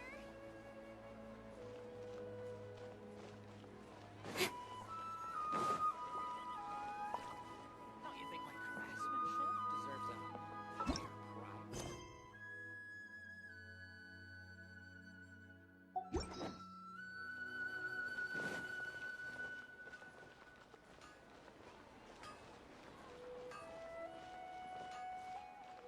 It's called being a freelancer. All folks just don't get it. This new shipment line is also ridiculously undersized. And so is I.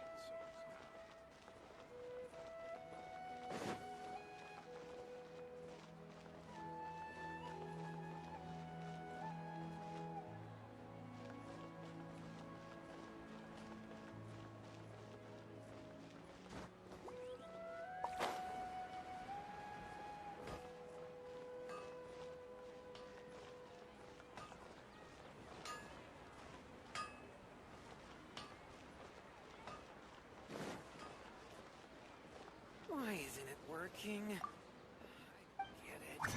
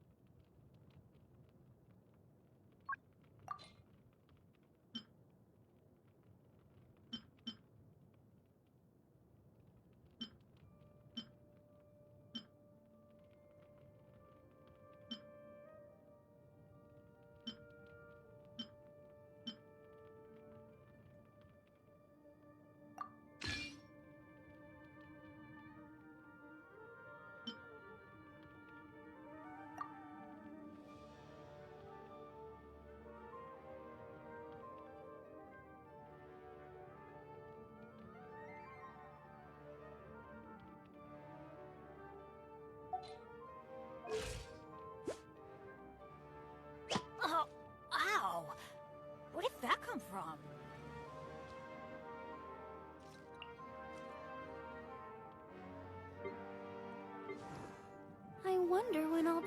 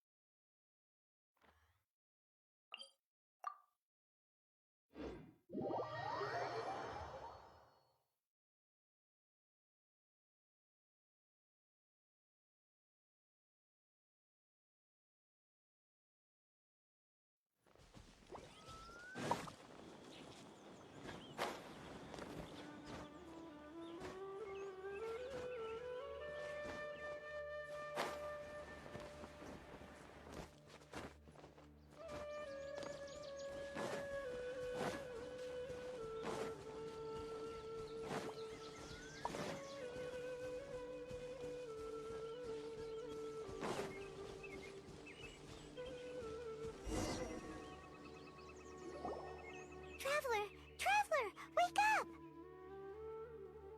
It's not the Aranara, it's Kale! She's gone! Oh, Paimon's been worried about Kale since last night. Even though she kept telling us she was okay after we saw the evidence of Aranara activity, she's been acting kinda strange. Anyway, let's go find her. Hey, look! Aren't these Kale's footprints? But why are they headed towards the tree hollow?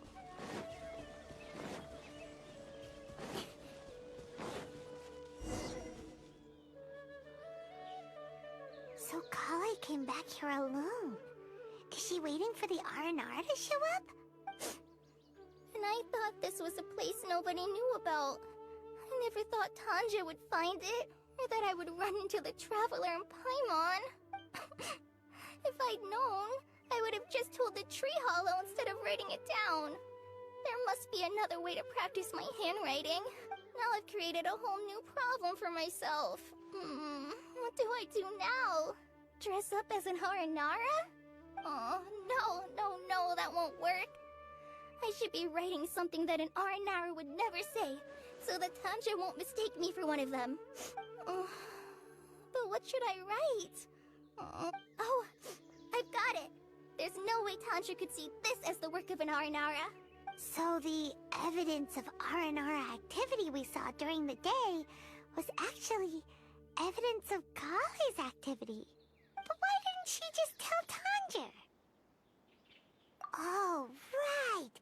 Kale told Razi that he could tell any secret to a tree hollow.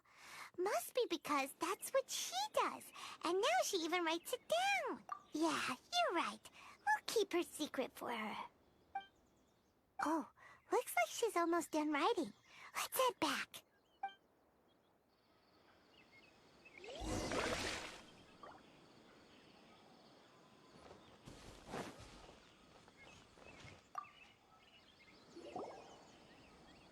Aha! There's a new note just as I expected. Yes! It's the same handwriting, which means it must have been written by the same Aranara. Let's see what it says. Ooh, what could it be? I want to visit Mondstadt during the Ludi Harpastum again? No, that's impossible. This must be some kind of mistake. How could an Aranara go to Mondstadt for the Ludi Harpastum? Even I would never write that into a fairy tale. So, in other words, the notes can't have been left by an Aranara. Yeah. If you ask me, they were probably left by a passing merchant from Mondstadt or something. Definitely not an Aranara. No! No, I refuse to believe it!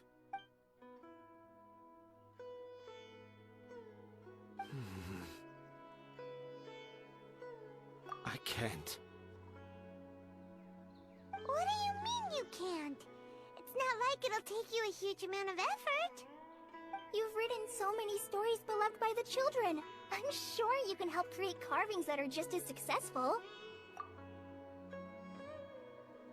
No! I can't do it! I thought that if I could find an Aranara, I'd be able to help Akara Crafts. But it was someone from Mondstadt all along.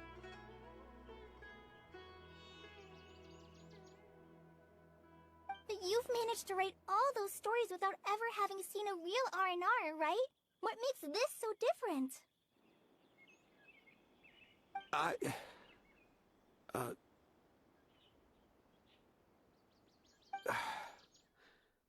Rosie, you tell them. Really? Yes, it's fine. Tell them. I know this is the moment you've been waiting for. Okay. Kale, Traveler, Paimon, do you remember when I said that there was a secret I didn't want to tell anyone?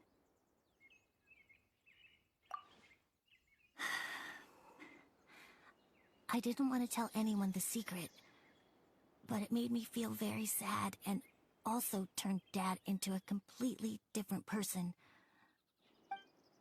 So, I think I should tell you. Dad isn't the one who came up with all those Aranara stories. What? Hold on.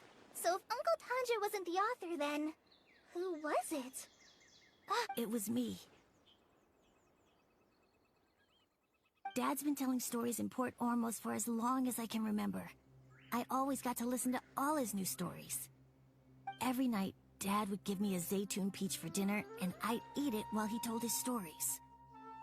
The Zaytun peaches were delicious, but Dad's stories were really bad. He always uses sentences that are really hard to understand, and strange, metaphors, I think they're called. But Dad kept on going, telling his stories again and again. Oh, one time, he even borrowed a camera from Lord Sangemabe's shop and got me to take pictures of him in action. Dad showed me the picture and said that it shall become the precious record of Sumeru's best storyteller early in his career. Even though I only had Zaytun peaches to eat and not so great stories to listen to, I was happy. Then one day, I tried telling Dad a story I came up with. Dad seemed really excited from the very beginning. He looked really happy. He lifted me up high into the air and told me to continue. He lifted me up so high that I was looking down at him. As I continued with my story, I saw his expression gradually change. And when I got to my favorite part, Dad started crying. I guess he must have been moved by my story. When Dad put me back down, I looked up at him again, but now he had a scary look in his eyes. You remember it so vividly. It's not only Rosie. I, too, remember every detail of what happened that day. After that, I gradually grew in fame and started making money. I became Sumeru's best storyteller, just as I always dreamed. Finally, we could afford more than just Zaytun peaches for dinner. I thought it would make Rosie happy. I was really happy at first, but then everyone started calling me Tanja's son instead of Rosie. I kinda guessed why, but I also didn't want to believe it. Dad got busier with things that had nothing to do with storytelling. like that request from Akara Crafts. So I made up my mind that this time, I just want to be good old Rozzy so that Dad will become good old Dad again. Instead of Dad the way he is now, starting every story with, "Dedicated to my dearest Rozzy." I prefer my dad how he used to be, stumbling over words and not knowing how to end the story. That's why I decided to keep how I imagine Aranara to look like a secret. Wait! Paimon gets it now! To sum up, all of Uncle Tandra's fairy tales were actually stories written by Rozzy. And because Rozzy didn't want Tandra to keep living a lie, he refused to help him with the Kara Crafts commission. Yes. That's why I tried looking for possible evidence of Aranara. But it turned out that I was just being a clown, as always. And not even a funny one. I'm a terrible father. I'm sorry, Razzie. I'm so sorry. And I owe you all an apology, too, for wasting your time. Rozzy's the only one who can help Akara Crafts. If you can manage to persuade him, that is. Right now, I think I just want to find a tree hollow and be quiet for a while. Are we gonna let this happen? You want me to help Akara Crafts with their carving? Well, I did mention what the Aranara look like in my stories, but to make a carving, we might need more details. Kale, Traveler, and Paimon, I might need your help on this one. I've never really left Port Ormos before. This is my first time in Gandharvaville. Well, it's my first time being so far from home. Sumeru is so much bigger than I thought. Seeing new places has given me loads of new ideas for my Aranara stories. So I want to visit more places in Sumeru. That way, I can help Akara Crafts create an Aranara carving that everyone will love. And I also want to take pictures of Dad everywhere that we travel to. You still want me to come with you? Even after all I've done? Yeah, of course. Come on, you're the best dad ever. This is the happiest Rozzy has sounded since we met him. I want to thank you, Kale.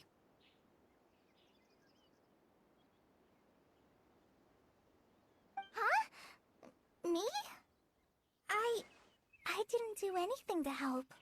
You told me about telling my secrets to a tree hollow.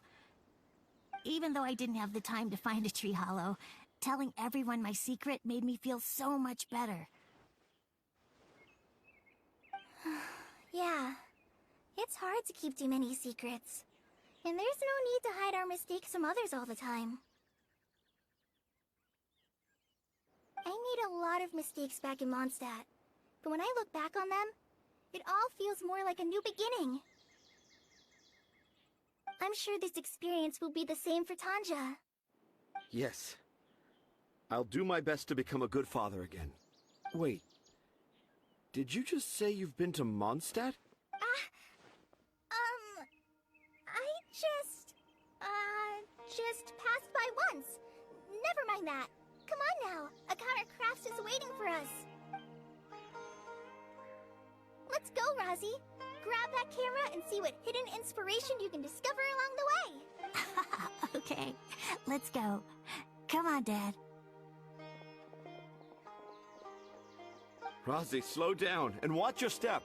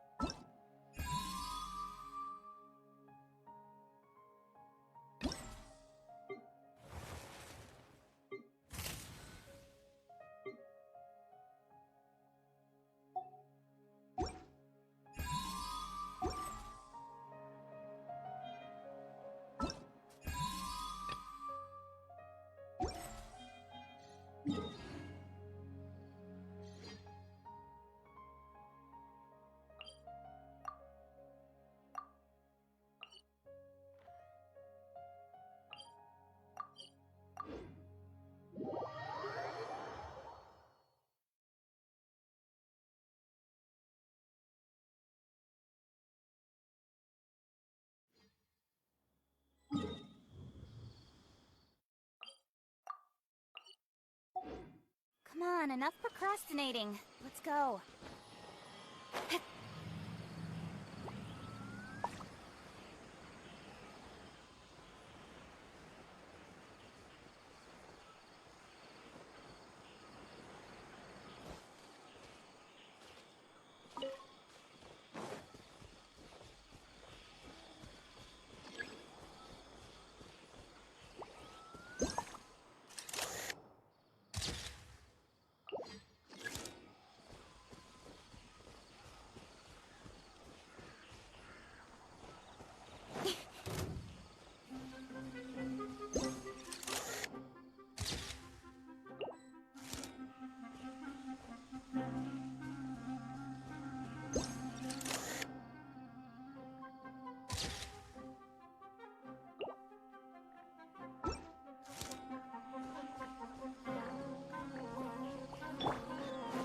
Scatter! Cut to the chase.